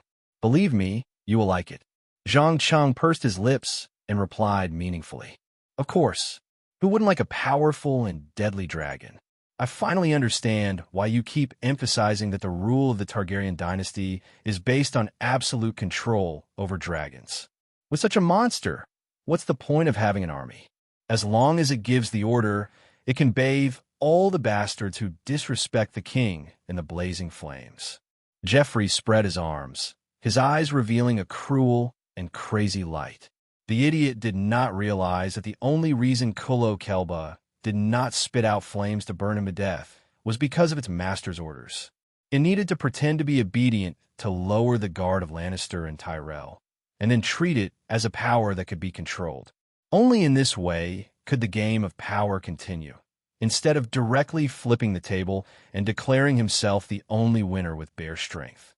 Enjoying the fear and respect of the guard around him, Zhang Cheng quietly walked to the side of the imp and said in a low voice, "My dear Tyrion, please record this scene and pass it on to Duke Tywin. Remember, my patience is limited. Lannister had better give me satisfactory terms before sunset, or I cannot guarantee that the secret agreement will still be valid." "Secret agreement?" Tyrion snapped out of his daze and showed a puzzled expression. "What did your father not tell you? Or is it that in his heart, he doesn't even see you as a member of his family? If I were you, I would find out the truth as soon as possible. You know, it doesn't feel good to be kicked aside every time." With that, Zhang Cheng leaped onto the dragon's back and left under the gaze of countless pairs of eyes. Almost half of the city could clearly see Kulo Kelba's huge body and its scales that shimmered with violet light. It roared loudly without hiding its presence, announcing to the citizens of King's Landing that the long-extinct dragon had returned once again. It was not a rumor from the other side of the sea that no one knew if it was true or not, nor was it a small pet in the later days of the Targaryen dynasty. It was a ferocious and terrifying beast that had the power to destroy an army in an instant. For a moment, a large number of ravens were released from every corner of the city, flying towards the nobles' castles with red clay seals that symbolized the most urgent news. Chapter 196. The return of the dragon was like a meteorite that fell into a lake, causing huge waves in King's Landing City. As time passed, it continued to ferment. However, to Zhang Cheng, this show was already over. He had already conveyed the message he wanted to convey through Kulo Kelba. Now, all he had to do was wait patiently. Of course, while waiting, he also planned to do a few small tests on the meteorite made of red crystals. He wanted to understand the characteristics of the energy contained within. As for Kulo Kelba, who had just experienced a long journey, he directly landed in the courtyard and closed his eyes to sleep, completely ignoring the panicked servants and the frightened horses that were constantly neighing. At the same time, near the garden outside the Red Castle, the Queen of Thorns, Alina Redwin, was sitting in an inconspicuous corner, expressionlessly looking at the man wrapped in a black cloak opposite her. After a full minute, she lowered her voice and said, "You know, I don't like you at all, and I don't want to work with you. But unfortunately, I don't seem to have any other choice." Haha, you don't need to like me. You just need to know that working with me will bring great benefits to House Tyrell. The man in the black cloak replied with a smile. "Oomph. If there weren't enough benefits, do you think I would take such a huge risk? Remember, if I hear even the slightest bit of gossip after this, you will suffer the wrath of House Tyrell. I guarantee that no matter where you run, assassins will come for you." Alina Redwin threatened with narrowed eyes. "Please don't worry, madam. From a certain perspective, I'm also one of the accomplices. What good will it do me to expose them? Moreover, do you think that after the plan succeeds, Lannister will still be as invincible as it is now? No, they will quickly expose all sorts of problems and slowly decline.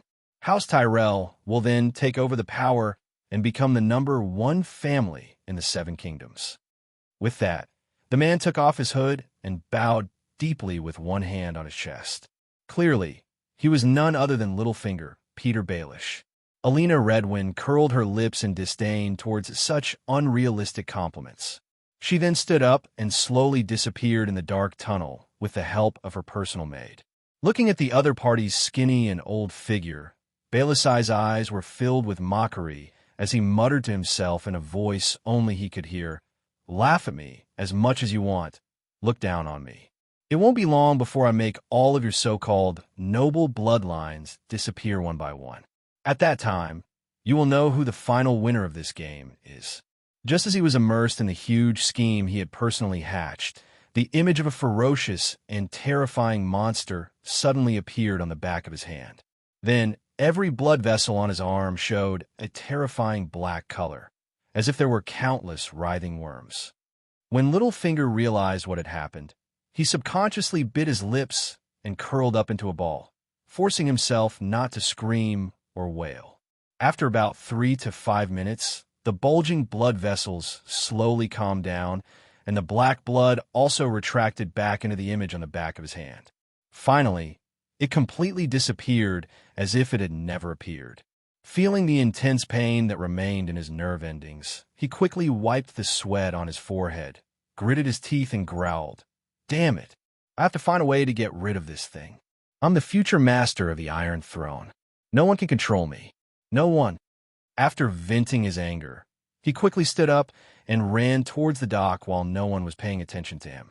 He knew that before he found a way to get rid of the blood magic, he had to act like a real servant and satisfy all of the other party's requests, especially finding traces of Varys. Otherwise, he would die in 3 days. Time always passed very quickly when one was busy. In the blink of an eye, the sun slid down from the top of his head to below the horizon, revealing only half of its face and sprinkling its golden afterglow on the sea. However, Zhang Cheng, who was hiding in the room and concentrating on fiddling with the meteorite, did not notice that the deadline he had set had arrived. He continued to cast spells in an attempt to test the attributes of the energy crystal within the meteorite.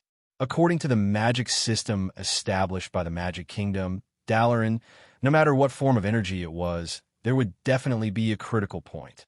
Once this critical point was reached, the energy would instantly trigger a strong resonance, and in the process of resonance, its attributes would be exposed. But strangely, he had tried more than 80% of the spells, from low to high, but the energy crystal within the meteorite remained unmoved. Zhang Cheng could draw energy from within to replenish himself at any time, and he could also convert the energy stored in his body into magic to cast spells. However, he could not directly use the energy itself to trigger the resonance of the meteorite. It seemed that there was something that prevented the energy from coming into direct contact with each other, so it had to go through a medium, such as the human body, to trigger a miraculous reaction. Interesting. I must have overlooked something. He gently stroked the smooth surface of the meteorite and muttered thoughtfully. Although he had wasted a few hours, he did not show any signs of irritation or impatience. This was because from the moment he became a mage, he understood that no matter what kind of problems and setbacks he encountered, he had to maintain patience. Through observation and repeated experiments, he could find the answer he wanted from failure after failure. Otherwise, a terrible disaster would befall him. Just as he was about to try again, there was a sudden knock on the closed door. Bang! Bang! Bang! Sir, there's a stranger who wishes to see you immediately. He is now waiting in the front hall. The voice of the maid, Dana, came through the gap in the door. Oh, a stranger? Zhang Cheng hurriedly grabbed a blanket and covered the meteorite, then took the initiative to open the door. Yes, he is wearing a gray cloak, so I can't see his face clearly. Also, he gave me this, saying that you will understand once you see it. Dana quickly took out a silver badge from her pocket. Zhang Cheng took it and glanced at it, immediately noticing the majestic image of a lion at the bottom of the badge. A playful smile appeared on his face. Aha! I think I know who he is. Go, prepare a bottle of premium Dornish red wine, and instruct all the servants to leave the front hall. No one is to come near until I give the order. Only a bottle of wine? Don't you need the kitchen to prepare a sumptuous dinner? The girl asked, thinking herself clever. No need, a bottle of wine is enough. After saying that, Zhang Cheng ignored Dana and locked the door behind him. He walked along the stone to the front hall unhurriedly. Chapter 197. Good evening, Your Grace. I'm glad you were able to appear before sunset. This way, I won't have to worry about starting a backup plan. No matter what, our previous cooperation was quite pleasant, so I want to maintain this good relationship of trust instead of looking for a new partner. Zhang Cheng spoke as he took the red wine from the servant. He waved his hand to signal for the servant to leave, then pulled out the cork and filled 2 glasses. Only when the servant was completely gone did he push one of the glasses of wine in front of the guest. He raised the other glass as a gesture, then tilted his head back and downed it in one gulp. So you let half of King's Landing's citizens see a huge magical dragon flying over the city, forcing me to come and negotiate with you? Seeing that there was no one around who shouldn't be there, Tywin finally took off the hood that covered his face, revealing an undisguised anger on his face. Ever since Reyes and Taybeck, the 2 families that had once mocked Lannister in the West, had been uprooted, no one had dared to openly challenge his authority, and no one had dared to use threats to force him to show himself. But today, someone had actually violated 2 taboos at the same time. What he couldn't accept was that he couldn't do anything about it, and could only watch as the young man in front of him led him by the nose. Ha! Please don't be angry. I only used what I thought was the most effective method. Also, please don't tell me that you didn't plan to get rid of me after receiving the news that I have a dragon. But am I angry? No, I don't even have the slightest bit of anger, because after all, you didn't put it into action, did you? Zhang Cheng laughed loudly as he put down the empty glass in his hand. It was obvious that he had already expected such an intense reaction, but he didn't care much about it. What exactly do you want? Tywin narrowed his eyes and questioned. Zhang Cheng hesitated for a moment, then quickly put on an indifferent expression and shrugged his shoulders. You might not believe me, but I don't really want anything in particular. Whether it's power or wealth, they don't mean much to me. If I have to give a definite answer, I think it should be knowledge. Of course, the knowledge I'm referring to isn't the stuff those scholars in the city study, but magical knowledge that can truly give a person supernatural powers. A small noble who lost his territory in a short period of time and climbed to the position of the Count of Brightwater City. You actually said that you're not interested in wealth and power? Tywin obviously did not believe this statement, and let out a burst of sarcasm. No, no, no. Your Excellency, you seem to have misunderstood me. First of all, it wasn't my intention to take over the children of the forest to begin with. I simply wanted to obtain a little bit of convenience in order to gather information on the children of the forest. Secondly, I respect the rules of the game established by the nobles of the Seven Kingdoms. I have no intention of breaking them, nor have I broken any promises I made. Even when the Lannis family was besieged by countless enemies, I still did everything that an ally should do. Lastly, please don't vent your anger at Tyrion on me. I'm not your son. I have no obligation to listen to your complaints. Zhang Chung raised his head and looked into Tyrion's cold, merciless eyes. Tywin gripped the glass of red wine so tightly that it looked like he was going to crush it with all his might. It took him a full 3 minutes to calm down. He lowered his voice and said, "Fine, I'll believe that you don't have much desire for power. But what did you say to Tyrion today that made him question whether I saw him as a member of the Lannister family?" "Nothing. I just told him to be clear about his place so that he doesn't get kicked out every time someone uses him." Zhang Chung smirked. "You were trying to split my family apart." Tywin roared furiously. Zhang Chung chuckled and shook his head. "I'm afraid you know very well what you see Tyrion as. I'm not trying to divide the Lannister family. I just hope that when you die, the one dealing with me won't be the foolish and short-sighted Cersei or the obedient Jaime. Unfortunately, you don't realize who is the most suitable heir to lead the family forward. I don't need you to tell me who should inherit the Lannister family. I just want to know what price we have to pay to have you and your dragon stand on our side." Tywin obviously didn't want to talk too much about his children. He went straight to the point. He also knew that if Jaime inherited the title of Duke after his death, the Lannister family would fall under Cersei's control. Cersei, who lacked political wisdom, would only exacerbate the conflict. She would never be a good ruler. As for letting the crippled Tyrion inherit the family, he didn't even think about it. He would rather have the Lannister family destroyed under Cersei's leadership than have the family suffer any more humiliation or ridicule. In his eyes, Tyrion's mere existence was a stain on the family's reputation. Sensing Tywin's hatred for the imp, Zhang Chung decisively stopped the topic. He grabbed a map hanging on the wall and pointed at the southwest corner of Westeros. "I want this place. The Old Town. That's the territory of House Hyder." Tywin frowned subconsciously. Perhaps many people who weren't familiar with the history of the Riverbend would think that House Hyder was just one of the many vassals of House Tyrell. But in reality, House Hyder had a much longer history than House Tyrell. Their wealth wasn't the least bit inferior to House Tyrell's. Coupled with the fact that they had the largest and most prosperous port in Westeros and the support of the City of Knowledge, they were far more powerful than they appeared on the surface. Conquering Old Town was far more difficult than conquering King's Landing. Ah, that's right. It's the territory of House Hyder. But don't worry. It won't be long before the Iron Seeds take over this place. The direct members of House Hyder will be slaughtered, and I will appear as the savior to save the civilians. What you need to do is to give my actions a veneer of legitimacy. How about it? That shouldn't be too difficult for you, right?" Zhang Chung asked with a smile. Tywin wasn't an idiot. He immediately understood the young man's intentions. He took a deep breath and said, "Aren't you afraid of incurring the wrath of the entire noble class?" Chapter 198. There was no doubt that negotiating with Tywin Lannister, who was serious, stubborn, old-fashioned, and full of old-fashioned nobility, was never an easy task, let alone a pleasant one. However, Zhang Chung reluctantly reached a secret agreement with Tywin. As for the contents, apart from the two parties involved, no one else knew. But early the next morning, he received a piece of paper with the royal seal and Joffrey's signature.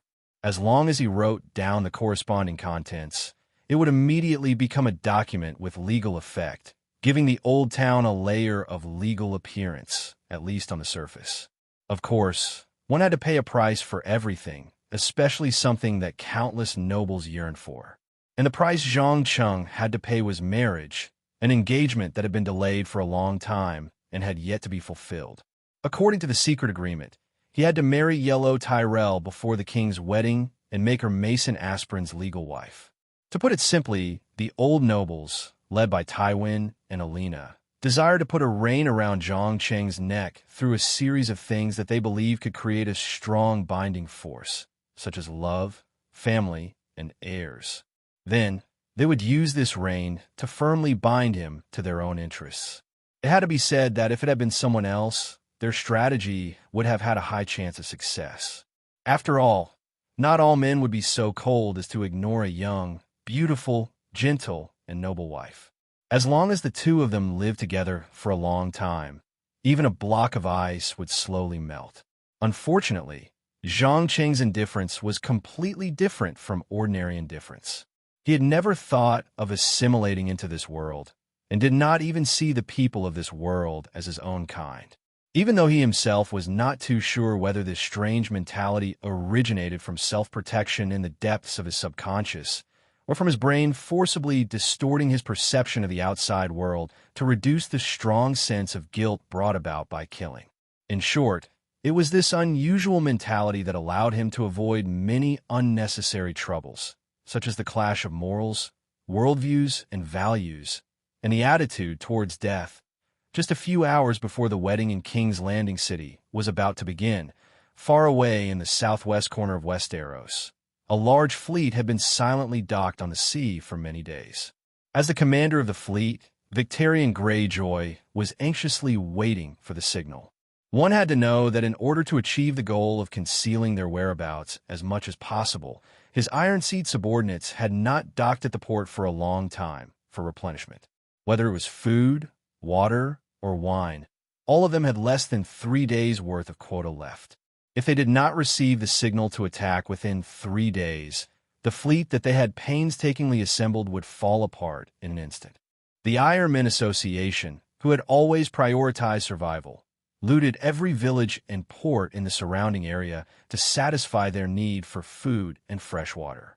Once the looting began, the lords of the Shield Archipelago would receive the news in a few hours at most. Ambushing the old town would then become an impossible goal. Damn it! Victarion could not suppress the anger in his heart when he thought about how his great ambition had been destroyed just like that. He raised his fist and slammed it on the table. However, this poor guy didn't know that the strong desire for the old town in his mind wasn't his own intention, but was implanted in him by the seductive pocket watch. We can't keep waiting like this. Why don't we retreat first and loot the Lannister family's territory? I heard that the western region produces gold. We don't have to keep an eye on the old town, the first mate suggested in a low voice. He could feel that as food and water dwindled, the entire fleet was like a volcano that was about to erupt. There was no telling when a rebellion would break out. The only way to calm the Iron Seed, who had accumulated a large amount of resentment and anger, was to find a target to rob.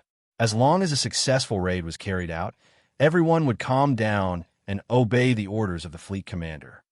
No, you don't understand. We only have one chance. I won't allow this chance to slip through my fingers. Victarion shook his head forcefully. Without turning his head, he ordered go. Send someone to check if there's still no signal to attack. Sigh, it's the same even if I watch it 100 times. To decide helplessly. But before he could turn and leave the captain's room, a young sailor hurriedly ran over, shouting as he ran, Captain, there's a signal. There's a plume of green smoke rising into the sky from the southeast. What? Victarion grabbed the binoculars and rushed to the deck in a few steps. He raised it and looked into the distance. As expected, he saw a plume of green smoke rising from the Shield Islands. Overjoyed, he didn't hesitate at all and shouted at the top of his lungs, Raise the anchor, raise the sails, order all captains to follow the flagship. Today I'll lead you to loot the richest port city on the continent, the Old Town. Citizens of the Iron Islands, show your courage and ferocity. Let the enemy see who's the master of the sea. Oh, long live the Iron Captain. Damn it, I'm going crazy from holding it in. Quick. Don't King dawdle. Otherwise, don't even think about sharing the spoils later. In an instant, all sorts of shouts, curses, and cheers were heard incessantly. Every Iron citizen began to operate the warship with all their might. They followed the route that Zhang Cheng had arranged, bypassing the surveillance of the Shield Islands and heading straight for the Old Town. They didn't even notice that over a dozen nautical miles away, two similarly large fleets were engaged in an intense battle. One of them was the Lord of the Shield Islands and the Hyder family, while the other was a motley fleet made up of countless pirates. For some reason, the pirates who had always hated each other were united for the first time in history. Even if they suffered huge losses, they didn't have the slightest intention of retreating or surrendering. It was precisely because the battle was so intense that the commander of the Hyder family fleet didn't notice that the Iron Seed fleet had just passed right under his nose. In a few hours at most, which was sunset, Victorian would arrive near the Old Town and launch an unprecedented sneak attack. In this attack, the Hathar family, which had a long history, would be uprooted and removed from the stage of history forever. The City of Knowledge would also be completely destroyed. Except for a very small amount of knowledge and records related to magic, the rest would all be burned. Chapter 199. At night, a grand wedding banquet was being held in the Red Castle. Almost all the nobles in King's Landing were present, giving gifts and blessings to the newlyweds. Especially the Tyrell family, who was one of the parties to the marriage. Not only did they pay for the entire process out of their own pockets, they even took out a dowry that made countless people envious, the ownership of a fully armed army of more than 3,000 men. Of course, this army wasn't directly related to the High Court. Most of them were free riders and mercenaries that had been captured during the Battle of the Blackwater River. Furthermore, they had abandoned their previous employer, Stannis Baratheon, without much resistance.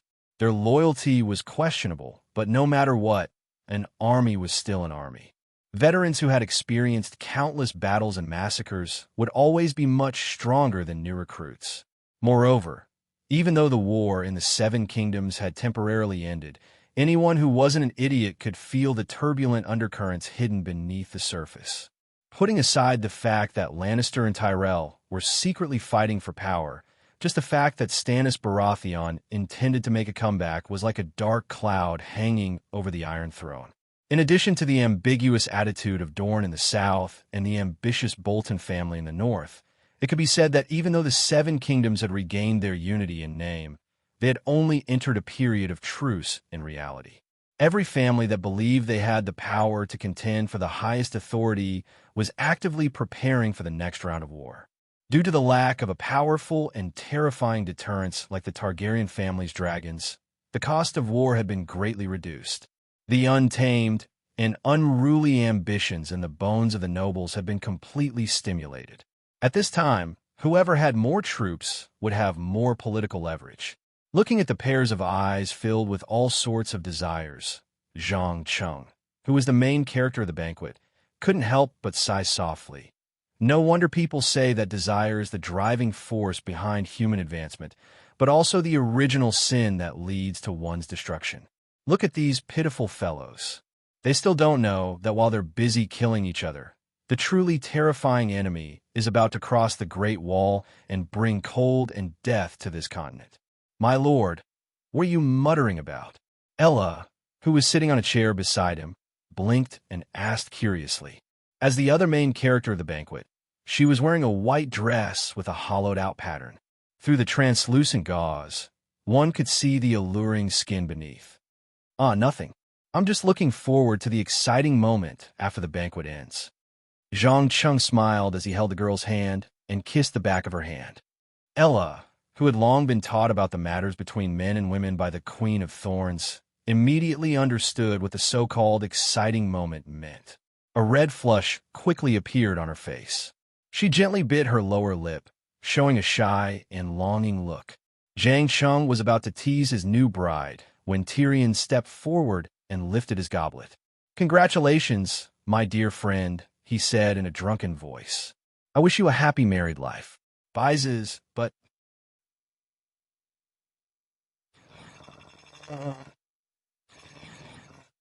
I apologize for my rudeness last time. You're right. I've never been a Lannister. I wasn't, I'm not, and I never will be. What's even more ridiculous is that I was hoping to prove myself to my father through my achievements. What a foolish thought. Tyrion mocked himself. There was no doubt that after another heated argument, Tyrion was thoroughly disappointed in Tywin and his entire family. The resentment in his heart had reached its limit. Just as Zhang Cheng had predicted, the little demon before him only needed the right incentive to do something crazy, such as killing his own father. Tyrion wasn't sure if this was the result of the careful planning of the two master schemers, or if it was some sort of coincidence. Regardless, it was better for him to have Tywin dead than alive, so he wouldn't interfere. Instead, he would add fuel to the fire. I'm glad you're sober enough to realize this. Tell me, what are you going to do next? Zhang Cheng pretended to be casual as he probed. Me? What else can I do? Continue to hang on to the title of Chancellor of the Exchequer that my great father bestowed upon me.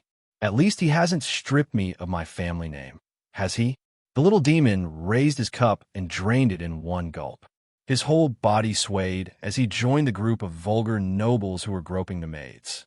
Looking at his bleak back, Zhang Cheng muttered to himself in a voice only he could hear, "If I don't explode in silence, I'll die in silence." Tyrion Lannister, I hope we won't be enemies the next time we meet. Also, the news should have reached King's Landing. Before he could finish his sentence, Grand Scholar Pycelle suddenly rushed in from the door, panting as he shouted, Bad news. Your Majesty, Duke Tywin, Duke Maze, a raven has brought terrible news. The Iron Isles fleet launched a surprise attack on Old Town at sunset yesterday. They've conquered most of the city in just 3 hours. House Hyder is currently relying on the Skypillar Tower and the castle for their last stand. They hope to receive reinforcements from the Iron Throne. What? Joffrey stood up abruptly, his face full of disbelief. He wasn't the only one. Every noble present had the same reaction. No one was willing to believe that the Iron Seeds had the ability to conquer Old Town, especially when House Hyder commanded a fleet that wasn't inferior to the Iron Islands. In contrast, Tywin, who had excellent military training, was much more composed. After a moment of shock, he immediately asked loudly, How did the Iron Islands fleet get past the Shield Islands? What about House Hyder's fleet and army? Also, who is in charge of the Iron Islands fleet? Anyone who understood the geography of Westeros knew that to attack High Court and Old Town, one had to pass through the Shield Islands.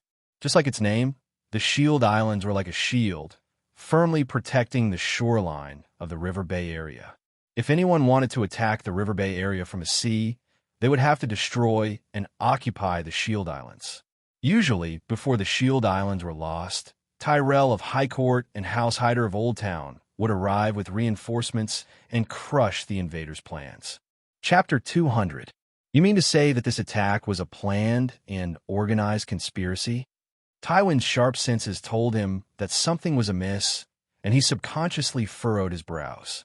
Anyone who knew a thing or two about the Iron Islands would know that the Iron Seeds were never good at scheming, nor would they spend time and effort to commit treachery. They were a group of out-and-out thugs who only liked to plunder and kill through naked violence in order to obtain the wealth and women they wanted.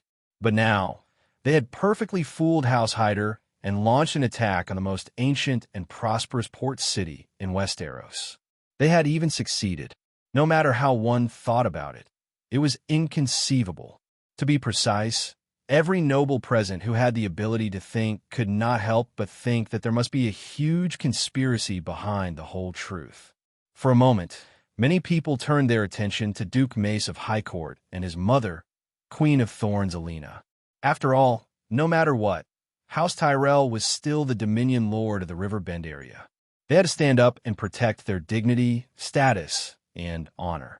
Otherwise, the other Dominion Lords would no longer submit to them. For a great noble living under the feudal system of the Middle Ages, being doubted and ostracized by their vassals was the most terrifying thing. It meant that they would have no reinforcements when war broke out and could only rely on their own strength. Imagine how much power a great noble would have if they lost the support of their vassals. Take the most prosperous Riverbend, for example.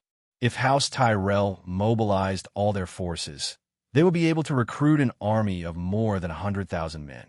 they would only have around 40,000 soldiers of their own. In other words, the remaining 60% would be made up of nobles of various ranks. Losing the support of these families meant losing half of their forces. If the risk of a rebellion was factored in, the number of soldiers they could mobilize would be no more than 10,000. It could be said that the Iron Islands fleet's occupation of the Old Town wasn't just an unprecedented robbery. It had also shaken House Tyrell's shaky foundation in the river bend. If they lost their ruling position in the river bend, they would no longer be able to compete with Lannister for the highest authority. They could only obediently retreat and recuperate while waiting for the next opportunity. As the ruler of House Tyrell, Alina naturally couldn't tolerate such an outcome. She immediately said to her son, "Mace, you are the Duke of Highcourt, the protector of Riverbend. No matter what Ironborn wants to do, you have the obligation to chase them out of Old Town. Take all the soldiers and head south immediately. Rescue the Hyder family before the castle and Towering Tower are lost and help them regain their rightful rule." "It's my duty, Mother." Matt placed one hand on his chest and bowed. He then gave a meaningful glance to his second son and turned to walk outside.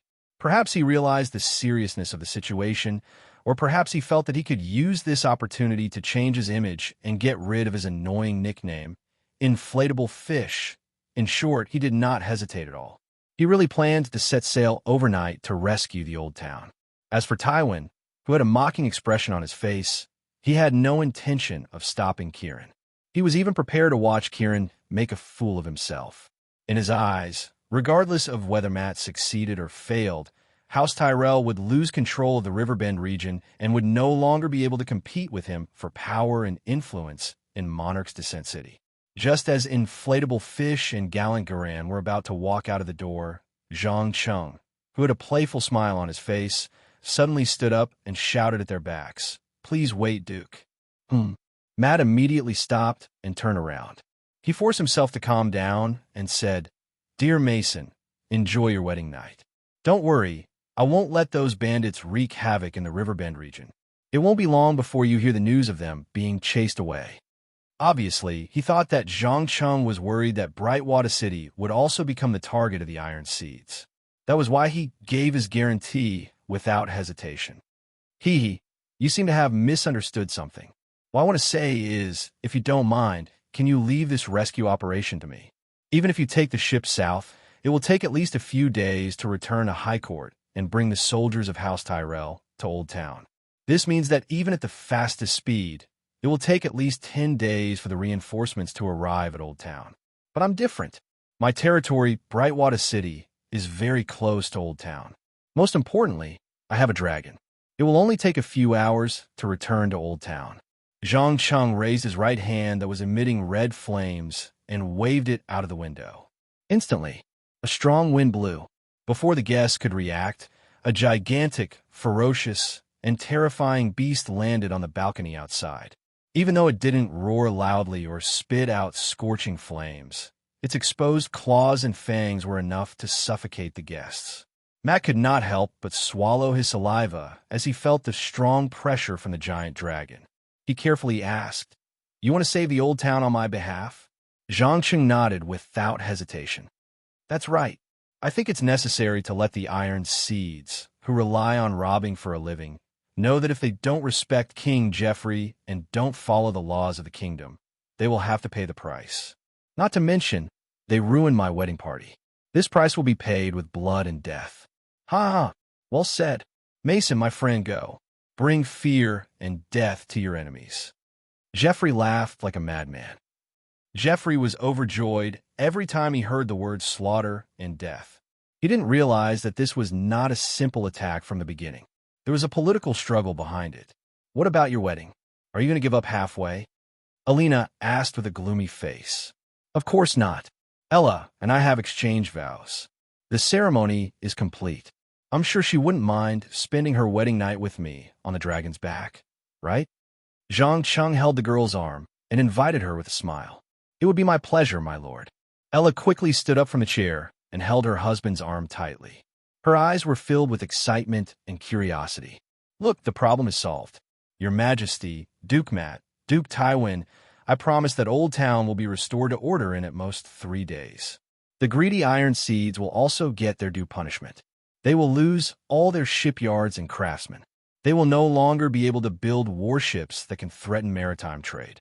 Poverty and hunger will force them into civil strife for a long time. Chapter 201. Ha ha!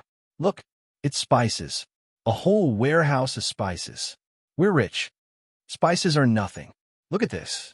The best silk from the eastern continent. You can exchange it for a set of good steel armor with just a piece the size of an arm. Shut up, idiot. Don't be in a hurry to snatch things.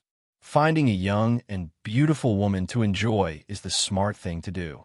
You must know that the women of the Iron Islands are not as tasty as the women of the Old Town. Agreed. Matt is right. If we were any slower, all the good women would have been snatched away by the bastards on the other ships. I don't want to play with second-hand goods that have been ravaged by them. Shouts, curses, cries, pleas, and excited roars mixed in. The entire Old Town had turned into a hellish scene. The iron spawn that had charged into the city killed every man they saw and pounced on every woman they saw to vent their bestial desires. Within a short day, they had destroyed the largest and most prosperous port city in Westeros. Even though many of the surviving city guards and guards hired by merchants were still making use of the advantageous terrain to put up a final resistance, their numbers were few and they were separated. They could only watch as their money and goods were stolen, and their wives and daughters were humiliated to death by the enemy. The darkest and ugliest side of human nature had been completely unleashed at this moment. However, compared to the majority of the Ironspawn who were madly pillaging and raping under the leadership of their captains, the fleet commander Victalion was much calmer. He was leading his trusted subordinates to besiege the Hyder family's last stronghold, the Towering Tower. Regardless of whether it was a command from the depths of his subconscious mind from the Charm Pocket Watch or for safety reasons, he had to completely destroy all resistance in the city to ensure that everyone could safely retreat after the robbery. The River Bend region was not the sparsely populated northern region. As long as a city or fortress was taken down, the surrounding area would lose its defensive capabilities and be trampled upon by the enemy. The truly terrifying part of the River Bend region was that the rich land could support a sufficient population, and a sufficient population meant soldiers. Not to mention the High Court's reinforcements that would only take a few days to reach the Old Town by water. Just the small nobles that had gathered around the Old Town would be enough to make the Iron Folk suffer. In addition to the Hyder family that was hiding in the sky-towering tower, if they were to attack from both inside and outside, perhaps 1/3 to half of the sailors would not be able to return to the ship alive. Therefore, in Victarion's eyes, the Towering Tower was a thorn in his side. He had to take it down no matter what. Staring at the tallest man-made building in the known world, he could not help but take a deep breath and roar. Kerosene. Is the kerosene not ready yet? Captain, the sailors have already collected 20 jars of kerosene and more than 100 jars of animal fat and vegetable oil. As long as you give the order, we can immediately turn the bottom 2 floors into a sea of fire. The first mate replied excitedly. Obviously, he was still immersed in the ecstasy of conquering the Old Town, just like all the sailors of the Iron Islands. He did not realize that a terrible disaster would soon befall him. Then what are we waiting for? Light the fire. I want this damn tower to become the graveyard of the Hyder family. Victarion gave the order to attack without hesitation. The sailors waiting at the entrance did not say anything. They raised the jars filled with various oils and threw them into the tower. Damn it, it's oil. They want to burn us to death. A knight of the Hyder family who had been drenched in oil quickly retreated as he cursed in anger. However, before he could retreat to the second floor, an arrow with red flames pierced through the air and fell to the ground with a thud, igniting the oil that was flowing everywhere. In an instant, more than 30 elite soldiers, including the knight, were engulfed by the scorching flames. The sturdy armor on their bodies had become the most terrifying ropes at this moment. In less than half a minute, their inner clothes were all burned away. The red metal stuck to their skin and made a sizzling sound. Following that, the smell of burnt meat spread with the sea breeze. No matter how they struggled or rolled, They could not extinguish the flames on their bodies. In the end, under the extreme pain, they gradually curled up into a ball. From a living person, they turned into charred corpses that were blackened from head to toe. Even when they were touched by something, these corpses would twitch or tremble violently. Admiring the horrifying scene before him, Victorian smirked slightly and said to a young captive beside him, "Do you see this? This is the result of resisting. I'll let you go back now. Go tell Ladon Hyder that if he knows what's good for him, he'll surrender immediately. Otherwise, I'll burn him up layer by layer. When that happens, Hyder will become history forever." Dream on. The Hyder family will never submit to a bandit like you. Besides, do you know how many levels there are in the Towering Tower? Do you know how many great secrets are hidden within? No, you ignorant fool, don't know anything at all. The young man puffed out his chest and mocked his enemy without restraint. It was obvious that he had long since given up on life and death. From a moment he was captured, he had no hope of surviving. Is that so? Then let's give it a try. Let's collect all the oil in the old town and see if we can burn down the Towering Tower. Oh, I'd almost forgot. I'm afraid you won't be able to see that scene. The enraged Victorian swung his axe down and chopped off the captive's head. Asterisk poo. Asterisk scarlet blood spurted out. The young man's head rolled off his neck and fell down the slope into the sea. Asterisk plop, plop, plop. Asterisk as the blood dripped from the axe. The gloomy Victorian immediately turned around and roared at his subordinates. Don't just stand there. Attack! Attack! Attack! Kill every soldier who is loyal to the Hyder clan. I'd like to see how long their loyalty can last in the face of death. Kill! Charge, charge, charge! Under the threatening gaze of the fleet commander, the Iron Men all raised their weapons and surged into the Towering Tower. They began a bloody battle with the Hyder family guarding the entrance to the third floor. However, everyone knew very well that in such a narrow environment, the chances of success were close to zero if they wanted to take down a heavily guarded military fortress. Thus, even though the battle seemed lively on the surface, the actual casualties were very limited. After a long time, they were unable to advance even a single step. Just as the Iron Men were ravaging the old town, Zhang Cheng, who had flown for several hours, had silently returned to Lightwater City. He had also ordered his #1 vassal, Blanco, to begin assembling an army. In just a short morning, an army of over 8,000 men was formed. 5,000 of them were stationed in Lightwater City, while the other 3,000 came from the surrounding nobles. Chapter 202. Blanco carefully glanced at the gigantic creature in front of him and asked in a low voice, "My lord, the soldiers have all been assembled. May I ask if we can set off now?" Even though this wasn't the first time he had seen Kolo Kelba, he couldn't understand how such an unimaginable creature could exist in this world. It had only been a few months since it was born, but its size was already larger than the whales in the sea. What was even more frightening was that dragons didn't seem to be as ferocious as the legend said. Instead, they were extremely intelligent. Every time Kolo Kelba's disdainful and playful gaze swept past him, he couldn't help but tremble. After all, the world of the Song of Ice and Fire wasn't Azeroth, nor was it the Forgotten Realms. The latter two had a large number of non-human intelligent races, especially the dragons. This was a world dominated by humans. Even the once glorious children of the forest were on the verge of extinction. Thus, the people couldn't accept that there were other life forms that could think independently other than themselves. Zhang Cheng didn't care about his subordinates' reactions. He narrowed his eyes and stared at the orderly formation of his troops outside. After a full minute, he nodded slightly. "All right, bring 3 days' worth of food and water, and immediately set off for the old town. Remember, you must be fast. I don't want the enemy to escape." "Understood. I also don't want to miss this once-in-a-lifetime opportunity to make a fortune." Blanco revealed a sinister smile on his face. Obviously, he already knew that the purpose of this trip wasn't to save the old town, but to uproot the Hyder family and seize their wealth and territory. In particular, the gold, silver, jewels, and goods that the Iron Men had obtained would all end up in the pockets of the Earl of Brightwater City. he would also get a share of it. Very good. Help me keep an eye on those who don't know their place.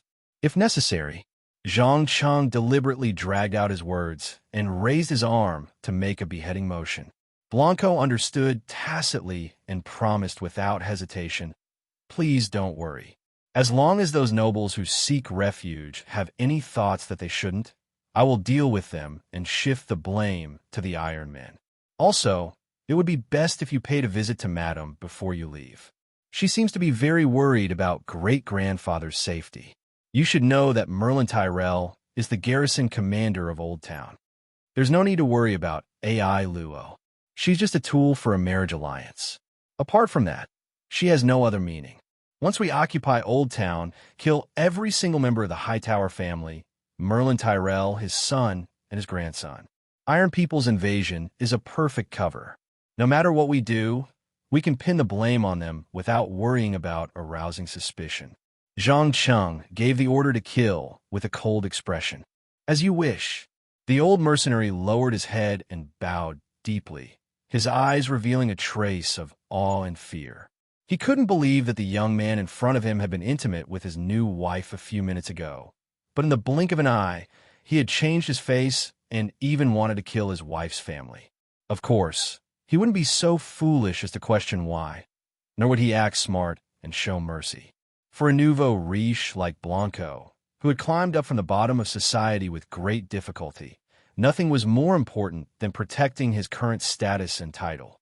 Therefore, he would do whatever he was given without hesitation, no matter how crazy the order was.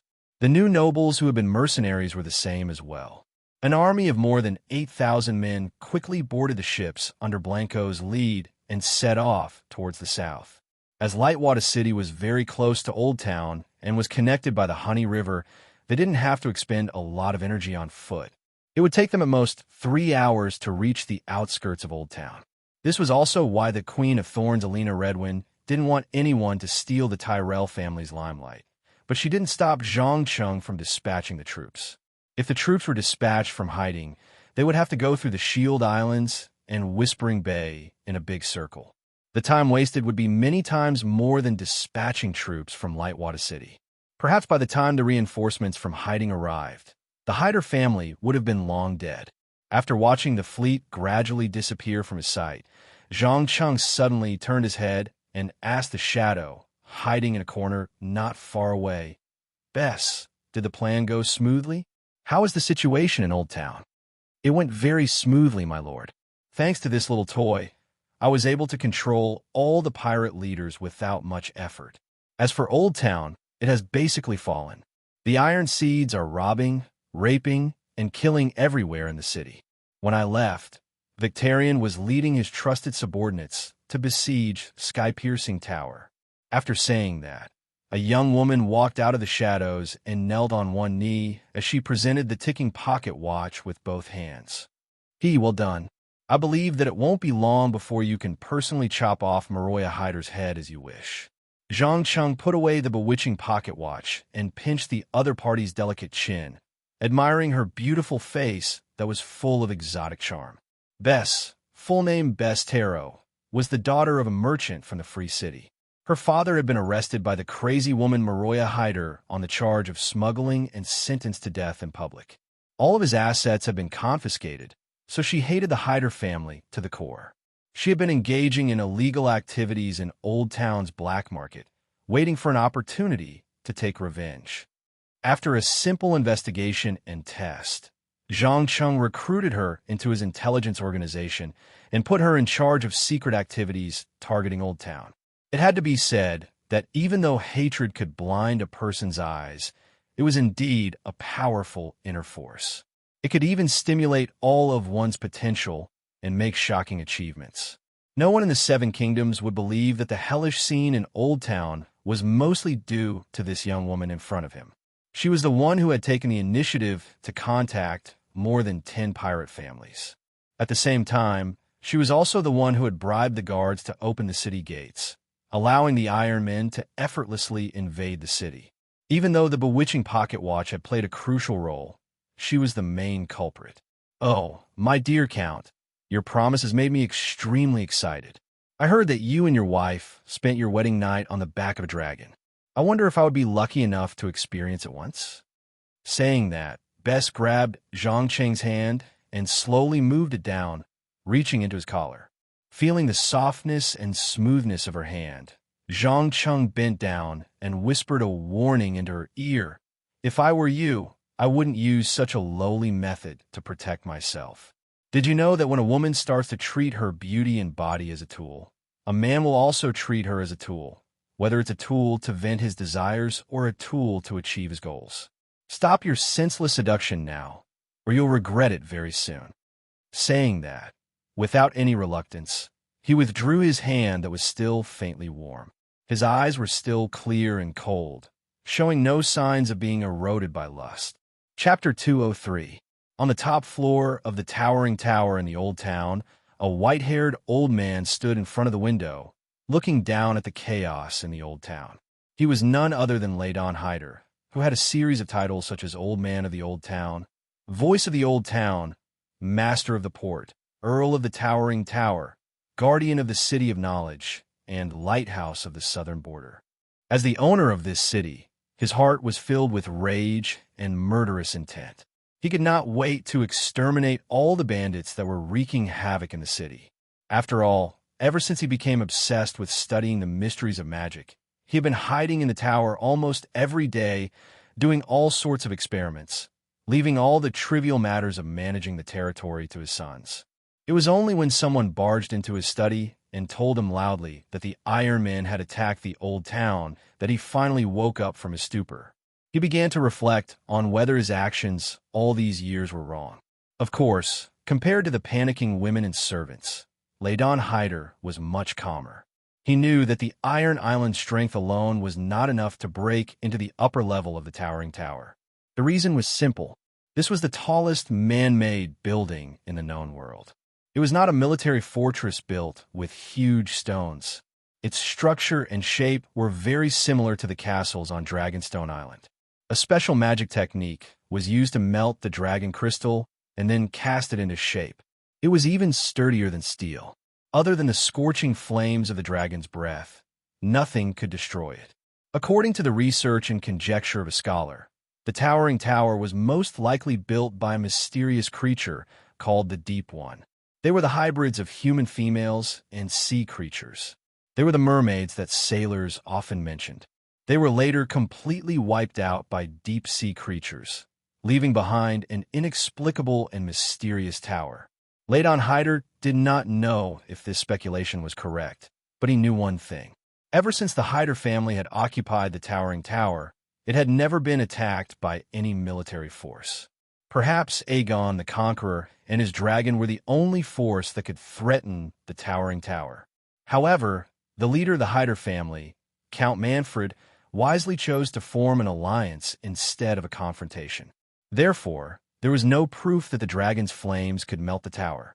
As for the fire attack that Victorian was using, it was not even an inch to the tower. Once the passage was completely sealed, he would not be able to take another step forward even if he had an army of 100,000. "Father, you haven't slept for a day and a night. You should lie down and rest for a while. Don't worry, Baylor has already sent a request for help to King's Landing and High Court. It won't be long before those bastards pay the price for their actions." Maroa Hyder comforted him softly. Unlike most of her brothers and sisters who were greedy for pleasure or busy fighting for power, she had always been by her father's side, helping to decipher the profound and difficult magic knowledge. She had no intention of getting married, and she rarely participated in the management of the family. That was why she was nicknamed Crazy Girl. Wait for rescue. Since when had the Hyder family fallen to the point where they needed help? Don't you understand? If we are unable to expel the Ironborn with our own strength, our potential enemies will think that we have declined. Next, they would use various methods to probe and wait for the right time to launch an attack. Look at Stark, Tully, and Baratheon. What happened to these famous families that were once glorious? I will not allow the family to decline and perish in my hands.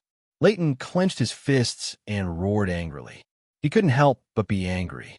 After all, when he had handed over his power to his eldest son, Baylor, The Hyder family was still one of the top nobles in Westeros. Even the Lord of the River Bend, Tyrell, had to be polite to them. But now, the bloodthirsty Ironborn were running amok in the old town, and the Hyder family could only hide in the towering tower and wait for help from the outside world.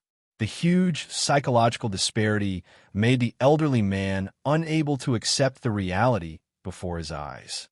Maroa sighed helplessly as she looked at her father's bloodshot eyes. Just as she was about to say a few more words of comfort, a loud roar suddenly resounded through the sky above the city. At the top of the azure sky, a huge beast swooped down at an extremely fast speed and spat out a ball of scorching flames at a warship docked on the Iron Islands in the harbor. The terrifying heat instantly engulfed the ship. Regardless of whether it was the sailors or the ship itself, they were all swallowed by the bright flames. Accompanied by ear-piercing screams, the warship quickly sank into the sea amidst the intense flames. As the entire process happened too quickly, many people didn't even have time to react. However, when the sun shone on the scales of the beast and reflected a dreamy violet light, Maroa finally recovered from her shock and muttered to herself, "Dragon. It's a dragon. A living dragon. What the hell is going on? Could it be that the descendants of the Targaryen family have returned to the Seven Kingdoms?" Leighton turned around and loudly questioned his youngest son, Gunthor, who was guarding the door. The latter hurriedly shook his head with a bitter smile. "No, father. That dragon doesn't belong to the Targaryens. It belongs to someone called Mason Asplin. It is said that not only does he know how to hatch and tame dragons, he also possesses some kind of powerful magical power." "Asplin? Why have I never heard of such a family?" Leighton subconsciously frowned, knowing that his father had stayed in the tower for too long and was unaware of the changes in the outside world in the past 6 months. Gunthor lowered his voice and explained, "The Asplin family is not a noble family. It has only been passed down for 3 generations. The founder, Manta, was a mercenary knight. Due to his outstanding military service, he received an official register and a small piece of barren land. Later, due to poor management, he owed a huge debt. By Mason's generation, he was unable to repay the debt and could only mortgage the land to repay the debt. But for some reason, this originally unknown Mason seemed to have become a different person. The first time he appeared in front of everyone, he won the Prime Minister's tournament with an overwhelming advantage. Later, he formed an alliance with the Lannister family and used a terrifying hail spell in the Battle of Blackwater River, successfully crushing Stannis' cavalry charge. After that, the Florentine family who participated in the rebellion were stripped of all their land and titles and transferred to him. Recently, he married Ella and completed the marriage alliance with the Tyrell family. I believe that his dragon's appearance in the Old Town means that the reinforcements from Brightwater have arrived. As soon as he finished speaking, a fully armed army poured in from the North Gate and mercilessly slaughtered the pirates. Chapter 204.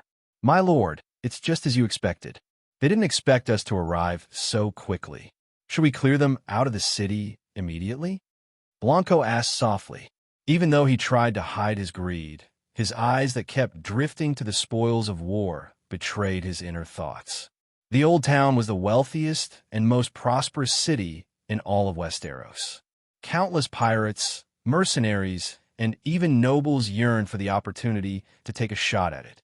Right now, the Old Town was like a young lady who had been drugged and stripped naked. She had already revealed her most seductive side. Not only would they be able to earn a huge sum of money, but they would also have a perfect target to frame later on.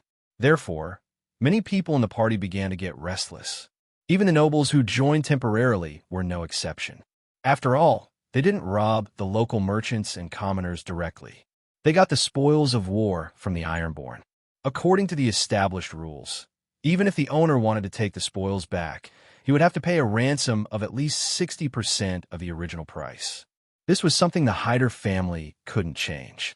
Driven by the enormous benefits that were within reach, very few people could truly remain calm and rational. If it were not for the deterrence of the giant dragon that was constantly soaring in the sky and spewing out scorching flames, the soldiers would have swarmed into the streets and alleys to chase after the enemies who were carrying large amounts of wealth. In fact, under the feudal system, military discipline didn't exist.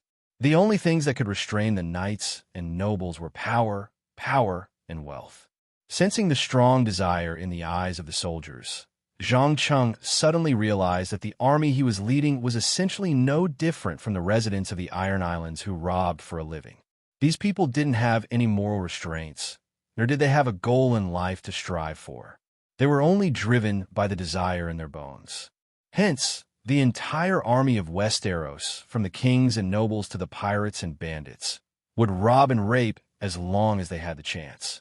Even Stannis and Randall Tarley, who were very strict about military discipline, couldn't prevent such situations from happening. After understanding this, the corners of his mouth curled up slightly. He glanced at everyone with a playful gaze and finally said in a slightly mocking tone, "I know what you're thinking, and I understand your desire for wealth. But I want to tell you that once you do something, it means that you can never turn back. Are you sure you want to take the risk of being hated and retaliated by the Hyder family and keep the loot for yourselves? No, of course not. Under your leadership, we have nothing to fear." Blanco knelt on one knee and was the first to express his attitude. Knowing the true purpose of this trip in advance, he had long regarded the Hyder family as a dead fish. Since they were dead fish, what was there to be afraid of? After today, they would cease to exist.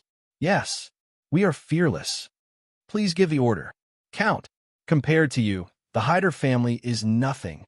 For a moment, the new nobles who had just gotten rid of their mercenary status all patted their chests and shouted loudly. Even though they didn't know what the lord they were loyal to wanted to do, with Blanco taking the lead, they naturally wouldn't fall behind. Only the lesser nobles who had temporarily joined showed hesitation on their faces. After all, most of them were vassals of the Hyder family in name. If they were hated, they wouldn't have an easy time in the future. However, just as the saying went, there would never be a lack of people who dare to take risks out of desperation. After a simple calculation of the gains and losses, Viscount Warren Beesbury from Beehive City took a deep breath and asked in a serious tone, "Count Mason, I wonder if the Aspirin family is willing to accept the Beesbury family's allegiance." "Oh, from what I know, hasn't the Beesbury family always been loyal to the Hyder family?" Zhang Cheng pretended to be surprised and blinked. "Hee, as you can see, the world is always changing. Some families die out in the long river of history, while others quickly rise to become a powerful force. From what I see, the Hyder family will inevitably decline after this calamity, and you will become the most powerful noble in the River Bend area. Even the Tyrell family will pale in comparison. Relying on you is far better than continuing to decline with the Hyder family, isn't it?" Warren explained with a smile. "Ha ha, you are truly a sharp and decisive person. I believe that the Beesbury family will definitely rise to glory under your leadership. I accept your allegiance. From today onwards, the Beesbury family is a vassal of the Aspirin family." With that, Zhang Cheng handed over his hand with the seal ring. Without any hesitation, Warren immediately knelt down and kissed the seal ring in front of everyone. This seemingly insignificant action meant that Beehive City had betrayed the Hyder family. It also meant that a new political power was rising in the River Bend area. Since there was someone who had taken the initiative, the rest of the nobles scrambled to choose a new faction. In the blink of an eye, Zhang Cheng had obtained the allegiance of 13 noble families of various sizes. Although this loyalty was quite cheap and unreliable, it was still a good start. He was well aware of the current situation in Westeros. There simply weren't enough talents to form a large bureaucracy and completely replace the backward nobles' feudal system. Thus, as his sphere of influence expanded, he had to imitate Aegon the Conqueror and accept a portion of the nobles to maintain the most basic rule. Moreover, his ultimate goal in participating in the game of power wasn't to establish a large empire, but to learn how to control power and deal with schemes. In a known world of magic, more than 90% of the nobles were feudal systems. Building a good foundation now would save him a lot of energy in the future, and he could invest it in collecting and learning magical knowledge. With the nobles' allegiance, the last unstable factor was eliminated. Zhang Cheng quickly ordered his troops to split into two groups. One group was led by Viscount Warren Beesbury to clean up the remaining iron folk in the city, while the other group was led by himself to the location of the towering tower. With Kulo Kelba's aerial support, any unlucky fools who try to resist would be reduced to charred corpses under the scorching dragon flames. In less than half an hour, the reinforcements had passed through more than half of the city and encountered Victorian, who was trying to stop his subordinates from escaping. This tall man no longer looked as high-spirited as before. He kept yelling at the top of his lungs, but his efforts were to no avail. After all, this large fleet didn't only have the residents of the Iron Islands, but also a large number of pirates recruited by Warren Greyjoy. Normally, Victorian could borrow the strength of the Iron Folk to suppress the pirates who weren't so obedient. But after the collapse, the pirates who had lost their restraints immediately revealed their true nature. Some even started killing each other, simply because the other party had blocked their escape route. Chapter 205. You? It's you. Despicable and shameless villain. I'm going to kill you. Victorian kicked away his subordinates who were trying to escape and charged forward with his giant axe. Unlike his crazy and cunning brother, he preferred to be straightforward, so he tended to use his actions to express his anger and dissatisfaction. However, he seemed to have forgotten that the young man in front of him was not an ordinary person, and there was a ferocious and terrifying dragon in the sky. Before he could take more than a few steps, a huge shadow fell from the sky and blocked his path with a boom. Kulo Kelba raised its thick and powerful front claws and waved it lightly.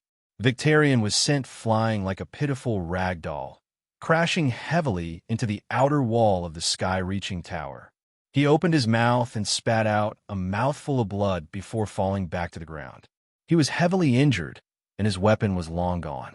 He struggled to get up a few times, but he did not succeed in the end. The huge claw mark on the armor proved that there was an insurmountable gap between a human and a dragon in terms of strength. When the Iron Seed and pirates saw this, not only did they not come to his aid, they even sped up their escape.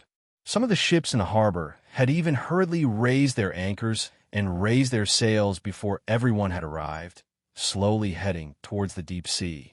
Looking at the faces filled with fear and despair, Zhang Cheng strode past the side of the dragon's wings.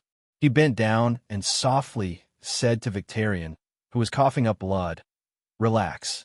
Don't let your anger control your rationality and emotions.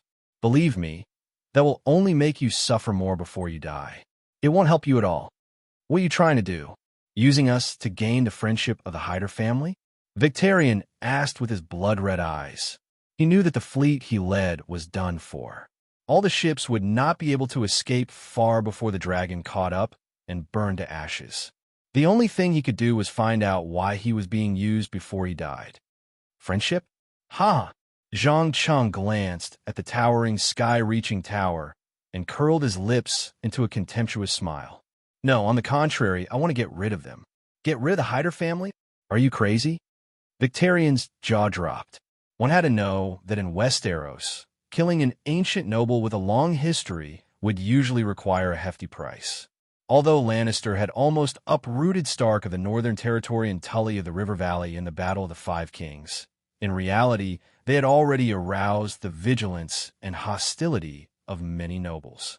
This was also why House Tyrell was able to gain political influence that was on par with Lannister's after they entered King's Landing.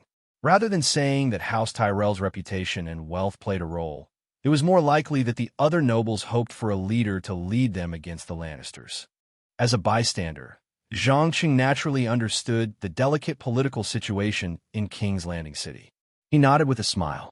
That's right, because they were blocking my path. Wasn't a natural thing to kick away the stumbling blocks in my path. Moreover, if I were to announce to the world that you and your subordinates were the ones who slaughtered the Hyder family, would the nobles of the Seven Kingdoms believe me? Or would they believe you who ransacked the old town? Bastard, you've been using us from the beginning. I curse you. I curse your family and future generations. Victalion, who'd come to his senses, gritted his teeth, and let out the most vicious curse. My apologies. Curses are a very complicated magic, and you clearly don't have the power to do so. By the way, do you know why I killed Yoluin and left you behind? Yoluin was too smart and crazy. He definitely wouldn't follow my plan 100%. But you're different. You're stupid and conceited, an easy pawn to be manipulated. All right, I've said so much, it's time to send you on your way. Don't worry, after I kill all the members of the Hyder family, I'll use the excuse of revenge to end House Greyjoy's rule on the Iron Islands. You won't be alone on your way to the world of the dead. Zhang Cheng raised his hand and snapped his fingers as he finished speaking. Kulo Kelba, who'd received the order, opened its mouth full of sharp teeth and spat out a stream of scorching flames, completely engulfing Victalion.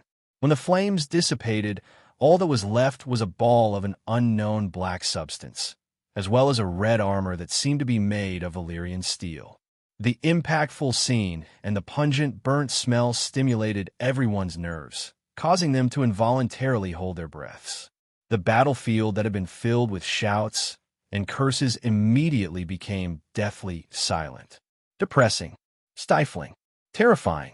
Even though Zhang Cheng hadn't displayed his true power yet, Kulo Kelba's outstanding performance had caused the nobles who joined him to no longer doubt that he would become the ruler of the River Bend area. It was only a matter of time before he replaced the Tyrell family. Just as the soldiers were filled with reverence as they stared at the dragon's gigantic body, footsteps could be heard from the entrance of the towering tower. Following that, more than 200 fully armed soldiers of the Hyder family filed out. Behind them was an old man with a white beard and hair. Beside him was a pale-skinned woman whose age couldn't be determined. There was no need to ask to know that these two were Leighton Hyder and his daughter, Maroya Hyder. Realizing that her father's murderer was right in front of her, Bess, who was hiding in the crowd, subconsciously gripped the hilt of her sword, wanting to rush out and cut off his head. But before she could act, the nimble Blanco stopped her and reminded her in a low voice, "Dear, if I were you, I wouldn't be in such a hurry. Remember, don't mess up the Lord's plan, or I'll make sure you die a horrible death." Damn it, I hate waiting, especially now. Bess cursed under her breath and let go of her right hand that was holding the sword. She wasn't a fool. She knew that if she rushed forward now, the most likely outcome wouldn't be to stab Maroya in the heart, but to be burned alive by the dragon's flames. As the executor of the plan to overthrow the Hyder family, she knew better than anyone else how cold and heartless this seemingly polite and friendly man was on the inside. She used to use her sex appeal and beauty to get away, but it didn't work in front of him at all. Zhang Cheng had undoubtedly noticed the little episode behind him, but he didn't care too much about it. He focused all his attention on Leighton Hyder. Similarly, the old man of Old Town was sizing him up, as well as Kulo Kelba, who was prostrating at his feet. Chapter 206. Haha, please don't be so polite. No matter if it's from the perspective of a Riverbend noble or from the perspective of a neighbor, I won't sit by and watch a group of lawless pirates pillage the old town. Also, I've long wanted to pay a visit to the renowned Hyder family and admire the tallest man-made building in the known world up close. With that, Zhang Cheng raised his head and gazed at the blazing flames at the top of the towering tower. As a mage who was extremely sensitive to energy, he could clearly feel the faint magic energy leaking out from within the walls. There was no doubt that the towering tower was not just a lighthouse and fortress like the rumors said. Its creator had probably given it the ability to research mysterious powers, just like the mage towers in the Forgotten Realms and Azeroth. After all, even though the Song of Ice and Fire appeared to be a low-magic world on the surface, the glorious Valyria, the free children of the forest, and the Loinars who once fought to the death against Valyria had all used magic frequently a long time ago. Not to mention, there was also the existence of deep-sea races that had yet to be confirmed. The more he understood, the more Zhang Cheng felt that under the peaceful surface of this world, there were countless secrets hidden. Perhaps it was just like the gigantic dragon from another world, Granada. Behind every belief system that humans worshipped, there should be something that truly existed supporting it. It could be some incomparably powerful magical creature, or it could be a mysterious species that hid itself. Otherwise, how could these buildings and ruins that far surpassed the current level of magical technology be explained? Oh, you're also interested in the history of the Towering Tower? Maroya Hyder, who was wearing a long black dress, took the initiative to step forward and elegantly bowed. Based on Leighton Hyder's aged appearance, she should be at least 30 years old, but for some reason, she looked unusually young. The only evidence of her age was her pair of eyes that were full of wisdom and vicissitudes of life. Most importantly, Zhang Cheng smelled the aura of magic from her. Although it was very faint, it was enough to prove that the rumors of the Hyder family being involved in alchemy, necromancy, and other mysterious powers were not groundless. After realizing this, he raised the corner of his mouth and revealed a playful smile. He then shook his head lightly. No, what I'm interested in is not the history, but the function of the Towering Tower itself. Function? Maroya seemed to have been provoked by something, and her whole body trembled slightly. Yes, it works. Zhang Cheng did not pay attention to the strange reaction of the other party. He continued to explain, as everyone knows, magic is a powerful and unfathomable force. It could do many unimaginable things. Fools think that it's a gift from God. Wise people think that it's an innate gift. Very few people are willing to believe that it's a kind of knowledge and ability that can be learned and mastered. What do you mean? Maroya seemed to realize something, and her expression gradually became dignified. Zhang Cheng shrugged with a smile. It's nothing. I'm just a little surprised that after such a long period of decline in magic, there is still a family in Westeros that has preserved the tradition of learning magic. Of course, the main benefit is... Before he could finish his sentence, Leighton Hyder immediately interrupted.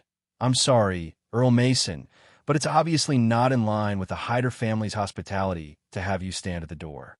Please come inside and talk slowly. I can also accompany you around to satisfy your curiosity. There is no need to ask to know that the talk about magic had touched his most sensitive nerve. To be more precise, the Hyder family did not want too many people to know about the secret of their magic, especially when it was exposed in public. Although the reason was not clear, they had always been trying to use the power of the City of Knowledge and the Church to destroy all supernatural forces in the Seven Kingdoms, including dragons and magic. Once the fact that they had secretly studied magic was exposed, it would inevitably lead to a series of crises. For the Hyder family, which had just experienced a catastrophe, they currently did not have enough power to deal with such a crisis. As the mastermind behind the whole conspiracy, Zhang Cheng obviously knew the weakness of the enemy, so with just a few words, he had forced the other party to make concessions. According to the historical records compiled by the scholars, the number of outsiders who had been invited into the Towering Tower by the Hyder family could be counted on one hand. But today, Leighton had no choice but to suppress the anger in his heart and break the rules once again. He understood that the family's current situation was no different from the time of the War of Conquerors, and the young man in front of him was even more terrifying than the Dragon King Aegon. If he chose to refuse, it was likely that disaster would follow. Looking at the anger that flashed in the old man's eyes, Zhang Cheng smiled and bowed, unconcerned. Thank you very much. Please lead the way. I can't wait to see what it's like inside. Please follow me, Count. Sensing her father's anger, Maroya raised her arm and gestured for him to follow. Please wait for a moment. I need some time to make some arrangements. With that, Zhang Cheng turned to the old mercenary and instructed in a low voice, follow the original plan. Remember, once you see my signal, immediately seal off the Towering Tower and the City of Knowledge. Do not allow anyone to approach or escape, understand? Of course, my lord. Are you sure you don't need to bring some guards? Blanco kindly reminded. No, there's no need. I alone am enough. In addition, during my absence, Kolo Kelba will temporarily obey your orders. Unless necessary, do not let it engage in large-scale destruction and slaughter. Well, that's all I have to say. Do not disappoint me, or you know the consequences. With that, Zhang Cheng pretended to pat the old mercenary's shoulder and followed Maroya into the tower. After the two figures disappeared around the corner of the stairs, The Hyder family soldiers guarding the entrance immediately retreated to the first floor and waited. Obviously, they did not see the reinforcements coming from afar as friends, but instead treated them as potential enemies and carefully guarded against them. Blanco looked at the guards with pity and then mocked in a low voice, "What a bunch of pitiful worms! I think they must not know who just went in. Boss, should we teach them a lesson?" Another noble mercenary licked his lips, a bloodthirsty expression on his face. "Idiot! How many times have I told you? Don't call me boss. Call me baron or lord. We are no longer damned mercenaries. We are nobles. Nobles. Nobles." Blanco rolled his eyes in annoyance. The middle-aged man who was reprimanded smiled and scratched his head. Okay, it's my fault, honorable baron. Do you think we should teach these bastards a lesson?" "Teach them a lesson, my ass. Didn't you hear what my lord said? Act according to the plan. If you dare to cause trouble, I will let that dragon eat you." Blanco threatened while ordering his men to split into two teams. One team surrounded the towering tower, while the other set off for the City of Knowledge. Chapter 207. Unlike most castles in Westeros, which had a dark and damp environment, the towering tower seemed to have a unique design that allowed light to refract through the passageway. Therefore, there was no need to light torches or oil lamps during the day. Under the dim light, the originally black walls would occasionally flash with blurry, mysterious symbols. Perhaps in the eyes of a layman, these symbols might be an undecipherable ancient text, but in Zhang Cheng's eyes, they were similar to the runes carved on the dragon binder horn. Although there was a huge difference in the way the two were used, the essence was to use energy to complete a spell. The closer one got to the top of the tower, the more runes there were, and the stronger the energy sensing was. As for what kind of spell it was, Zhang Cheng could not be sure at the moment. However, there was one thing he was sure of. The magic technology mastered by the towering tower was definitely not inferior to that of the glorious Valyrian civilization. Interestingly, compared to the blood and fire magic of Valyria, the magic here leaned more towards the water element. In addition, it was close to the sea. No wonder there were rumors that the tower was built by the mixed blood of humans and deep-sea races.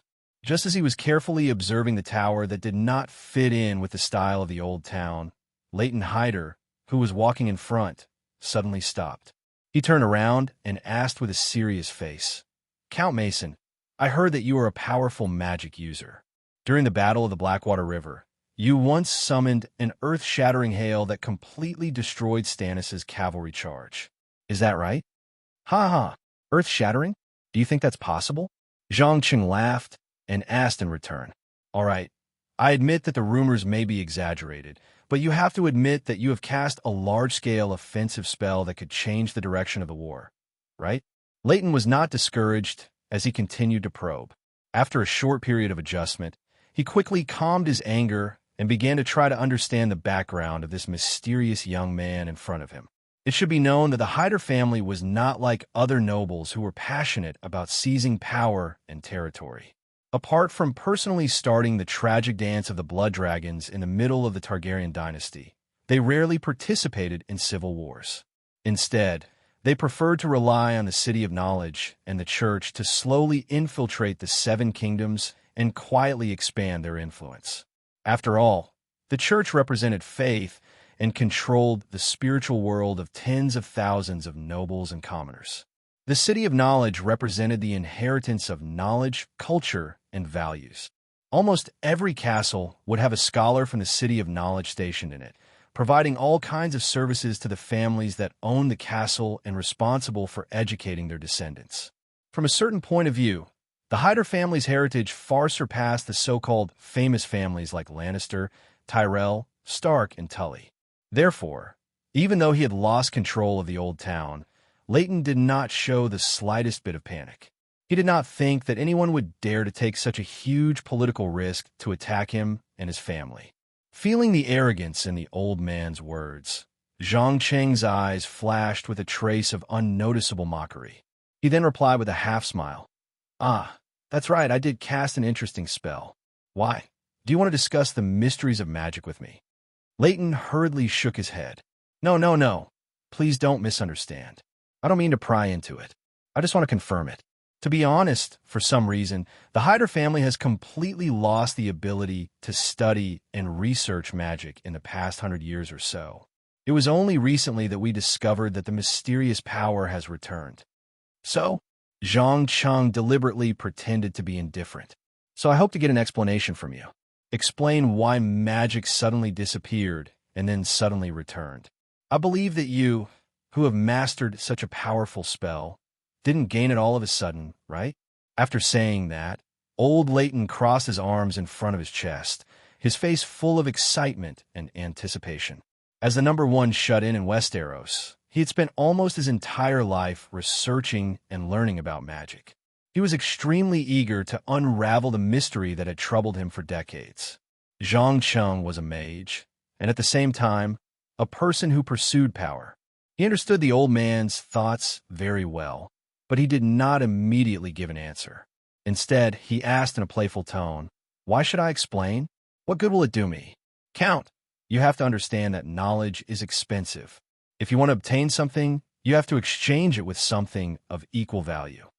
"Oh, then what is something of equal value?" Leighton Hyder's lips curled into a confident smile. In his opinion, with the enormous wealth that the Hyder family had accumulated over thousands of years, he would be able to satisfy the other party no matter how outrageous the price was. It's very simple. I think the Towering Tower is a good equivalent. As long as you agree to give it to me, not only can I explain the secret of the disappearance of magic, I can also tell you the true purpose of this tower. Although you've already realized that the Towering Tower is a building used to research and learn magic, in reality, you have not even used a tenth of its power. As for me, I will show you just how amazing this tower is. As the last word fell, Zhang Cheng raised his hand and infused a gust of energy into the wall that flickered with a dim light. In an instant, the originally dim light suddenly became dazzling, as if some kind of inconceivable power had been awakened. Before the surrounding people could react to what was going on, a surge of energy began to gush out from below, lighting up the various runes on the wall one after another. The moment the last rune lit up, the raging fire on the top floor of the towering tower exploded with a bang, and in its place was a dark blue crystal the size of a small boat. Under the illumination of the sun, there was a constantly flowing silver liquid in the center of the crystal. It was so deep and enchanting that anyone who saw it would involuntarily stop all movements, their expressions dull, as if they were under mind control. "Damn it!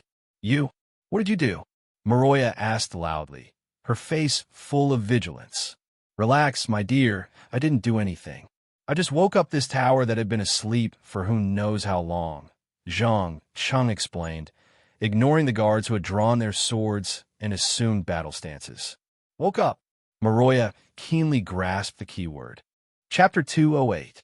As the massive energy stored underground in the Towering Tower was completely activated, the tower changed from the inside to the outside in just a few minutes. The outer wall, which had grown a large amount of seaweed and shells due to the erosion of seawater for a long time, was directly crushed by an invisible force and fell into the water, splashing white waves and revealing the original black color. Such a strange phenomenon undoubtedly alerted the soldiers at the gate.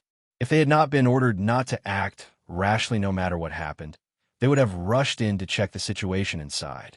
As for the residents of the old town who were hiding in their homes, they were completely attracted by the bright crystal at the top of the tower. Their eyes were dull and lifeless, and they did not react at all even when the deafening battle cries and screams came from the port. In fact, such a situation did not only happen to the commoners. Nearly half of the pirates who were planning to escape had also given up on struggling and were staring at the crystal as if it was the only thing in their lives. Don't look. No one is allowed to raise their heads to look at the light emitted from the Towering Tower. Blanco roared at the top of his voice. As a veteran mercenary who had experienced hundreds of battles, he immediately noticed that something was wrong and successfully prevented his subordinates from being affected. In contrast, the Allied noble army, led by Warren Beesbury, was not so lucky. Not only were more than 90% of his soldiers controlled by the mysterious light, But even he himself was not able to escape, standing in the middle of the street like a fool. Of course, the chaos outside did not affect the inside of the tower at all. Zhang Cheng, who felt the energy constantly gathering and changing, was fully focused on trying to find the core and seize control of the tower. It was important to know that such a tower built with powerful magical technology must have a complete set of operating systems. Normally, the builder would have implemented layers of encryption to ensure that no one would ever take control of the core from his hands. If the original owner of the towering tower was still alive, he would definitely not risk being killed to barge in and brazenly break the complex protective spells. This was no different from suicide. But now, the original owner of the towering tower was nowhere to be found. The Hyder family was at most a guest temporarily staying here, and was still far from being the owner. I see. So this is the true appearance of the towering tower. Leighton muttered to himself as he leaned against the wall. He widened his eyes, afraid that he would miss any detail. Maroya was also clenching her fists tightly. Her pale face was flushed with drunkenness. She was so excited that her whole body was trembling. Her skirt slowly slid down her shoulders, revealing a large area of smooth and attractive skin. Zhang Cheng didn't pay attention to the reactions of the people around him and quickly waved his hands to release detection spells that he had learned from books. Although these detection spells were far more difficult to cast than the skills obtained directly from the profession template, after countless research and practice, he still managed to grasp a small portion of them. Perhaps it would be difficult to decipher a mage tower like Dalaran's, which was incomparably complex designs such as arcane runes, summoning circles, teleportation circles, defensive circles, triggering traps, and so on. However, it would not be a problem to deal with this relatively backward building in front of him. About 10 minutes later, Zhang Cheng, who had just chanted an incantation, suddenly opened his eyes. He raised his left index finger and shot a bone-piercing frost ray at the wall engraved with fish-shaped runes. In an instant, white frost spread out in all directions with the runes as the center, followed by a strange cracking sound, as if something had broken. The next second bang, the frost and gravel all over the sky exploded out of thin air, and a large number of sharp icicles and stone spikes splashed in all directions. 7 or 8 Hyder family guards who had not been able to dodge in time were stabbed into a bloody mess on the spot. They fell to the ground and let out heart-wrenching screams. "Oh, my eyes. Legs. My legs can't move. And they're bleeding. Help me. I can't breathe." Seeing their companions in pain and misery, a small number of soldiers quickly became unable to restrain their anger. They pulled out their long swords and directly stabbed at the culprit they thought was responsible. But before the sharp blades could get close, a bone-piercing frost, with Zhang Cheng as the center, suddenly splashed in all directions. In just a short second, the entire narrow corridor was covered with a thick layer of ice. Everyone who stepped on the ground was firmly frozen in place. "Umph, ignorant fools. Do you think that I would be afraid of the threat of mere swords if I dared to walk in alone?" Zhang Cheng sneered sarcastically. He was not even interested in listening to them speak. He raised his fingertips and aimed at the heads of the soldiers one by one, shooting out dazzling arcane missiles one after another, blowing up their heads. In less than half a minute, the pure white ice was covered with red and white brain matter, as well as dozens of slightly twitching corpses. Ugh! The ghastly scene and the pungent smell of blood in the air undoubtedly stimulated Maroya's delicate nerves as a woman. She could not help but lay on the ground and vomit. Although Leighton's expression was not very good, at least he maintained the basic dignity of a noble and resisted the urge to vomit. Staring at the 2 remaining captives, Zhang Cheng slowly pulled out the demon sword, Soul Catcher, and stabbed it into Leiden's chest without thinking. He then whispered into Leiden's ear, "I'm sorry, Count. I've already gotten what I want, so you're useless now. Also, don't worry, I'll kill all your descendants later. From then on, the Hyder family will become history. You. The intense pain caused Leighton Hyder's expression to become extremely distorted, but he still struggled to stand up. "Ah, Don't worry about me. I'll regretfully announce to the public that when the reinforcements arrived, the towering tower had already been captured by the Iron Men. The Hyder family had been slaughtered, and only one person was lucky enough to survive. That is my dear Miss Maroya. Due to the severe mental trauma, she doesn't want to see anyone other than her family. When the descendants of the Hyder family rush back from all directions, Miss Maroya will be so sad that she will lose her mind and burn herself and her family to death. How about it? Isn't this a perfect story? Zhang Cheng spoke of his follow-up plan without changing his expression. No, you won't succeed. Leighton, who finally came to his senses, pulled out his sword shakily and used all his strength to stab at his daughter, who was close to him. Needless to say, he wanted to kill his daughter directly to prevent the whole family from being slaughtered. But unfortunately, when the tip of the sword was less than half a meter away from Maroya, Zhang Cheng casually pulled out the blood-stained magic sword, along with Leighton Hyder's soul. Chapter 209. Ice-cold corpses, bright red blood plasma, and merciless slaughter and death. Zhang Cheng used the most direct, primitive, and violent method to turn the originally clean corridor into a purgatory. The pungent smell of blood was enough to make even the most thick-skinned person's scalp go numb. Other than Maroya, who still had some value, all the members and soldiers of the Hyder family were cleaned up. Even the servants who had heard the noise and rushed over to see what had happened were no exception. He didn't even bother to identify the other party, scrupulously testing out his newly acquired powers, especially his destructive spells. In a short period of time, bone-piercing frost, scorching flames, and dazzling lightning were continuously released. By the time more than half of the energy stored in his body had been consumed, there were only a few survivors left in the towering tower. Maroya stared dumbstruck at the ravaged corridor, as if she couldn't believe what had happened. To be precise, compared to the fact that her biological father wanted to kill her, she was more concerned about the unparalleled destructive power displayed by the spells. After all, this noble lady who had been exposed to mystical knowledge since she was young had always felt that the descriptions of mages in books were exaggerated. For example, the Lorna water mage who had faced off against a Valyrian dragon. She really couldn't imagine how a human's puny body could face off against a powerful monster like a dragon.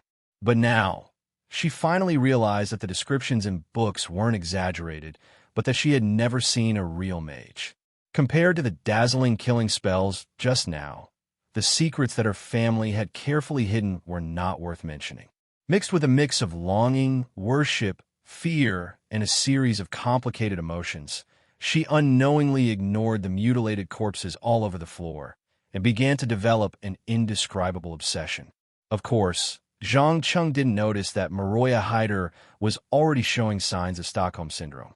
Minding his own business, he walked through the broken wall and came to a room full of seawater. Due to the effect of magic energy, the seawater in the room seemed to be endowed with life. It revolved around the pillar in the center, forming a huge whirlpool. In order to confirm the power of the whirlpool, he immediately took out the dagger he carried with him and threw it out. In an instant, the water that had been rotating at a uniform speed suddenly accelerated, and with a terrifying force, the dagger was twisted and broken. Then it was thrown out, hitting the inner wall and splashing golden sparks. Interesting.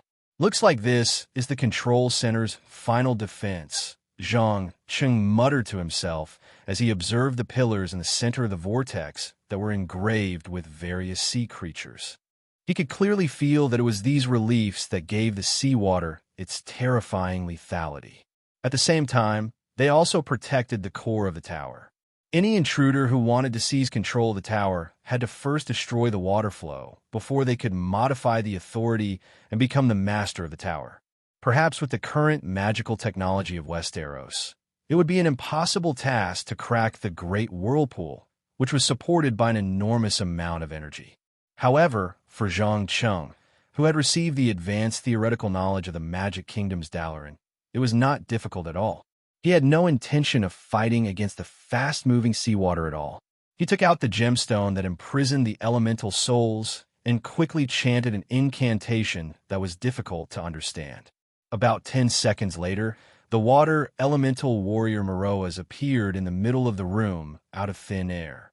Not only did the water flow around him not harm his body, but it also injected an incredible vitality into him. Feeling the influence of the vortex on its body, it was puzzled for a while before it asked in a muffled voice, "Great Master, where is this place?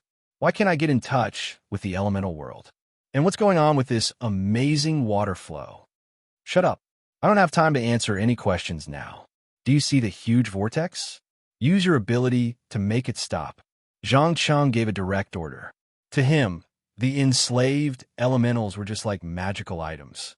They were just tools, and there was no need for them to have the ability to think. There was no need to waste time communicating with them. "As you wish, my master." Meroas, whose memories had been rearranged, did not try to argue or resist. It obediently opened its arms and merged itself into the fast-moving water flow. In less than a minute, it had turned all the seawater in the room into a part of its body, and the sound of water splashing could be heard. Zhang Cheng did not care about the elemental warrior's joy.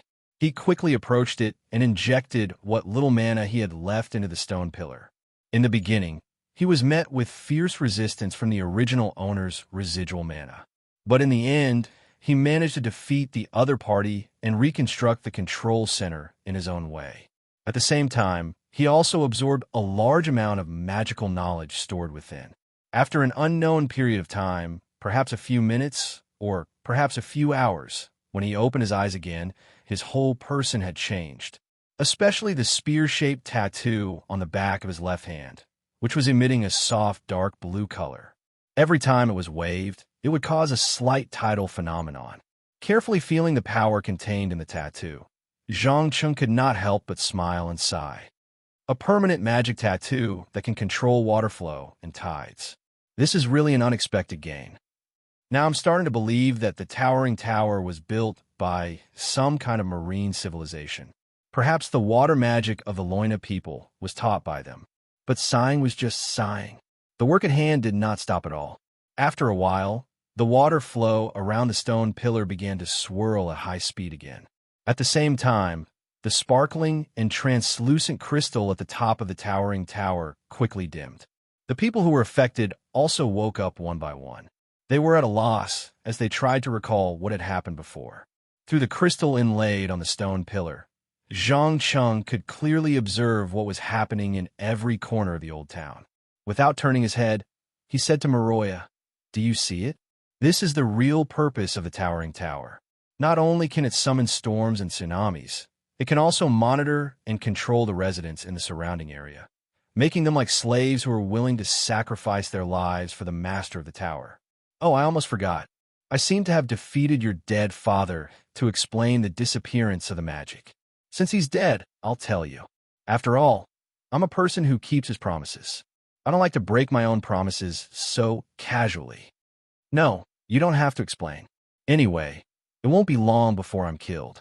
Even if I know, what's the point?" Meroya wiped the blood off her face and pretended to be indifferent. Chapter 2:10. Without a doubt, Meroya Hyder didn't know what this man who could decide her life and death was thinking. But in order to fight for the last chance of survival, she chose to cooperate without hesitation. When the tightly shut doors of the towering tower opened once again, the woman appeared at the entrance with Zhang Cheng's arm wrapped around hers. She ordered all the soldiers and knights loyal to House Hyder to lay down their weapons and welcome the reinforcements for Brightwater. The soldiers thought that the two families might have reached some kind of secret agreement, so they subconsciously let down their guard. They didn't expect this to be the beginning of a massacre. Before they could react to what had happened, Blanc, who had gotten the hint, immediately signaled to his subordinates with his eyes. Then, he led hundreds of men and swarmed forward, slashing the defenseless soldiers and knights to the ground. Within a short span of 10 minutes, the enemy was completely slaughtered. As expected, the entire process was quick and efficient, and they didn't encounter any decent resistance. When the last unlucky fellow was pierced by a dozen sharp spears, the old mercenary took out a handkerchief and wiped the blood off his face. He stepped forward and said with a smile, "My lord, it's all done. I guarantee that none of them survived." Seeing that it was the soldier who finished off the corpses, Zhang Cheng nodded in satisfaction. Very good. How are things in the City of Knowledge? Those self-righteous scholars didn't cause any trouble, did they? Hee hee. Just as you expected, there is a group of people who tried to stop us from entering the City of Knowledge, but after we killed a few of their leaders, they immediately became like castrated dogs, not daring to make the slightest move of resistance. Now, including the scholars, they're all under our control. As long as you nod your head. At this point, a bloodthirsty and cruel expression appeared on Blanco's face, and he gestured vaguely with his hands. Oomph. Then what are you waiting for? Do it. Remember, no one is allowed to destroy the library. I'll personally check if there's any information I need in there later. Zhang Cheng coldly gave the order to massacre. He didn't care about the serious consequences of destroying the only professional institution in Westeros that recorded history and researched all kinds of natural sciences. After all, Taimin would be the scapegoat in the end. It should be known that those who could enter the City of Knowledge to study were not commoners. Most of them were children of nobles who did not have the right of inheritance. Once the news of the massacre in the City of Knowledge spread, the nobles would definitely be shocked. They would even send out a large number of secret agents to investigate the matter. Fortunately, the Seven Kingdoms had just ended an intense battle for the throne. Both the victorious and defeated families were doing everything they could to recover their strength. Furthermore, this false peace would soon come to an end with Tywin Lannister's death. When that time came, no one would pay attention to the City of Knowledge that had been massacred. In fact, even though Zhang Cheng's actions sometimes seemed very bold, he had always thought it through carefully to ensure that he had the ability to withstand the changes that came with it. Of course, Blanco, who lacked political experience, didn't realize the political impact of destroying the City of Knowledge. He only saw it as an accessory to eradicating the Hyder family and happily headed in the direction of the City of Knowledge.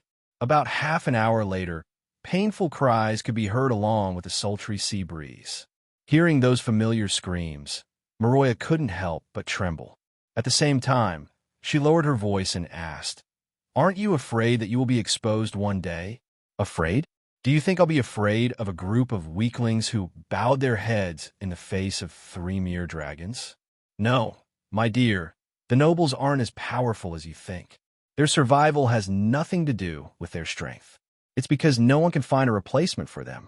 As long as I have 10 to 15 years to train a group of qualified management personnel, not only will I be able to kill all the nobles, I'll also be able to establish a more efficient ruling system. Zhang Cheng sneered, not hiding his disdain for the feudal system of the primitive nobles.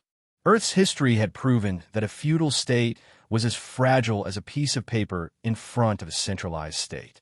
Whether it was the integration of resources or the mobilization of population, they were lacking by a large margin. So, you also want to obtain the Iron Throne? Maroya carefully continued to probe. On the contrary, I have no interest in the Iron Throne, and I don't have the time to build an empire from nothing. If you want to ask why I want to destroy the City of Knowledge and the Hyder family, the answer is simple. You're blocking my path to magical knowledge. All right, I don't have time to chat with you. Please continue to show your worth and make those who are still stubbornly resisting put down their weapons and surrender. While you're at it, write a letter to your married sisters. I don't want any fish to escape the net. After saying this, Zhang Cheng glanced at her meaningfully. As long as I do this, you'll let me live, right? Maroya forced herself to stick out her chest, trying to get an accurate promise. However, Zhang Cheng replied with a faint smile. Sorry, I can only promise to give you a chance to live. As for whether you can really survive or not, that will depend on your own efforts. After all, a slave who knows a little about alchemy is still worth keeping. Just as he finished speaking, Beth Tarot angrily ran over from afar. Her eyes flashed with hatred, and she held a blood-stained sword in her hand. Ah, my nemesis has come. I sincerely hope that you've practiced swordsmanship in addition to learning magic. Otherwise, I guarantee that she'll be more than happy to break your limbs and then find dozens of old and ugly vagrants to rape you until your mind completely collapses. Oh, right, one last reminder. Hurry up and pick up Without waiting for Zhang Chang to finish his words, Bess rushed forward and aimed at Maroya's wrist and fiercely stabbed it. There was no need to ask to know that she didn't intend to directly kill her to vent her anger. Instead, she wanted to torture and humiliate her enemy, taking revenge for the pain she had suffered over the years. Damn it! Maroya hurriedly dodged while gnashing her teeth and cursing. She didn't understand why the other party wanted to kill her, so she could only pick up a relatively light dagger to block. Compared to Bessie, who had experienced real slaughter, she knew a little of the noble's swordsmanship, but she was no match for them. In just a few rounds, her long dress was cut open, and her white thighs and back were completely exposed to the air. Many of the boorish soldiers around her cheered loudly. Chapter 211. Maroya Hyder. Do you remember ordering the execution of a merchant 6 years ago? Bess skillfully deflected the dagger and sneered as she slashed her opponent's white thigh. Although the battle had only been going on for a few minutes, she had already made her enemy suffer. Not only was her skirt in tatters, but her skin was also covered with large and small wounds, and her clothes were dyed red with blood. However, Maroya didn't cry like most women, nor did she panic. On the contrary, not only did she not show any weakness, she relied on her clumsy swordsmanship to barely protect her vital parts. Then, taking advantage of the moment when no one was paying attention, she quietly took out a small bottle filled with gray powder from her sleeve. With a mocking expression, she said, "I'm sorry if you're accusing me of killing your family or lover. I can only say that he's too insignificant to be remembered." Very good. Let's see how long you can keep your mouth shut. The enraged Bess swung her sword and slammed the dagger away. Then, she went straight for Maroya's chest, as if intending to destroy the soft and full peaks that made men's blood boil. Looking at the sharp blade stabbing towards herself, Maroya first retreated in horror. Then, she suddenly raised the corner of her mouth and threw the gray powder into the air. Before Bess had time to react, she found that her whole body began to flicker with a strange light. The next second, kacha, kacha, kacha, kacha. The armor she was wearing and the weapon in her hand began to crack. In less than a minute, they quickly rusted and aged. Finally, they turned into brown iron shavings. Even the undergarments, shoes, and socks were all shattered into countless pieces and scattered with the wind. Such a strange scene, not to mention the ordinary soldiers who had never seen the world. Even Zhang Chang himself couldn't help but widen his eyes. He wanted to figure out what the powder in the bottle was. Because they were too shocked, no one noticed that Bess was now completely naked. She relied on her 2 hands to cover her important parts, and no one appreciated her seductive curves. Idiot. How do you feel now? Oh, that's right. For a woman like you who mingles in the tavern's black market, I'm afraid you've already slept with countless stinking sailors and drunkards. Naturally, you wouldn't mind a few hundred men looking at your naked body. Maroya used sharp words to provoke her opponent while picking up the dagger that had fallen to the side. She was waiting for the right moment to make the final blow. Unfortunately, she had obviously underestimated the adaptability of a woman who had lived in a treacherous environment for a long time. Bess, who had calmed down, quickly arched her back and charged forward at lightning speed, slamming her head into his weak chin. Bang! With a muffled sound, Maroya instantly lost her balance. She covered her bleeding mouth and fell to the ground. It seemed that she had bitten her tongue. Ha ha! Arrogant nobles. I'll let you know the price you have to pay for underestimating me. Bess laughed maniacally as she pounced forward, clenching her fists. After taking several punches, Maroya quickly recovered and used her sharp nails and teeth to counterattack. In the blink of an eye, the few remaining clothes on her body were torn off, and she was completely entangled with Bess. These 2 women seemed to have gone crazy. They didn't care about their image or temperament. They only wanted to hurt their opponent a little, whether it was mentally or physically. Seeing that they were getting more and more vicious and unscrupulous as they fought, a middle-aged man in his 40s sighed helplessly. He took the initiative to step forward and asked in a low voice, "Count, are you sure you don't need me to separate the 2 of them? If they continue, their beautiful faces will be ruined. Zhang Cheng pondered for a moment and immediately shook his head. No, there's no need for that.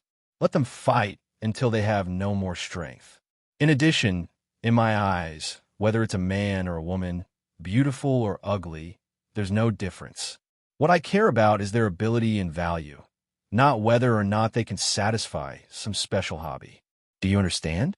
Remember, don't compare me with those idiots who only think with their lower body. Of course, my lord. I've never doubted your wisdom and self-control. But the problem is that sometimes too much self-control isn't a good thing.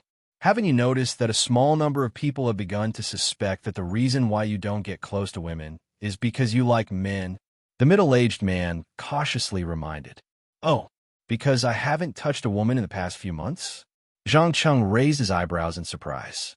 He didn't expect that not looking for a woman would lead to a series of gossip and questions.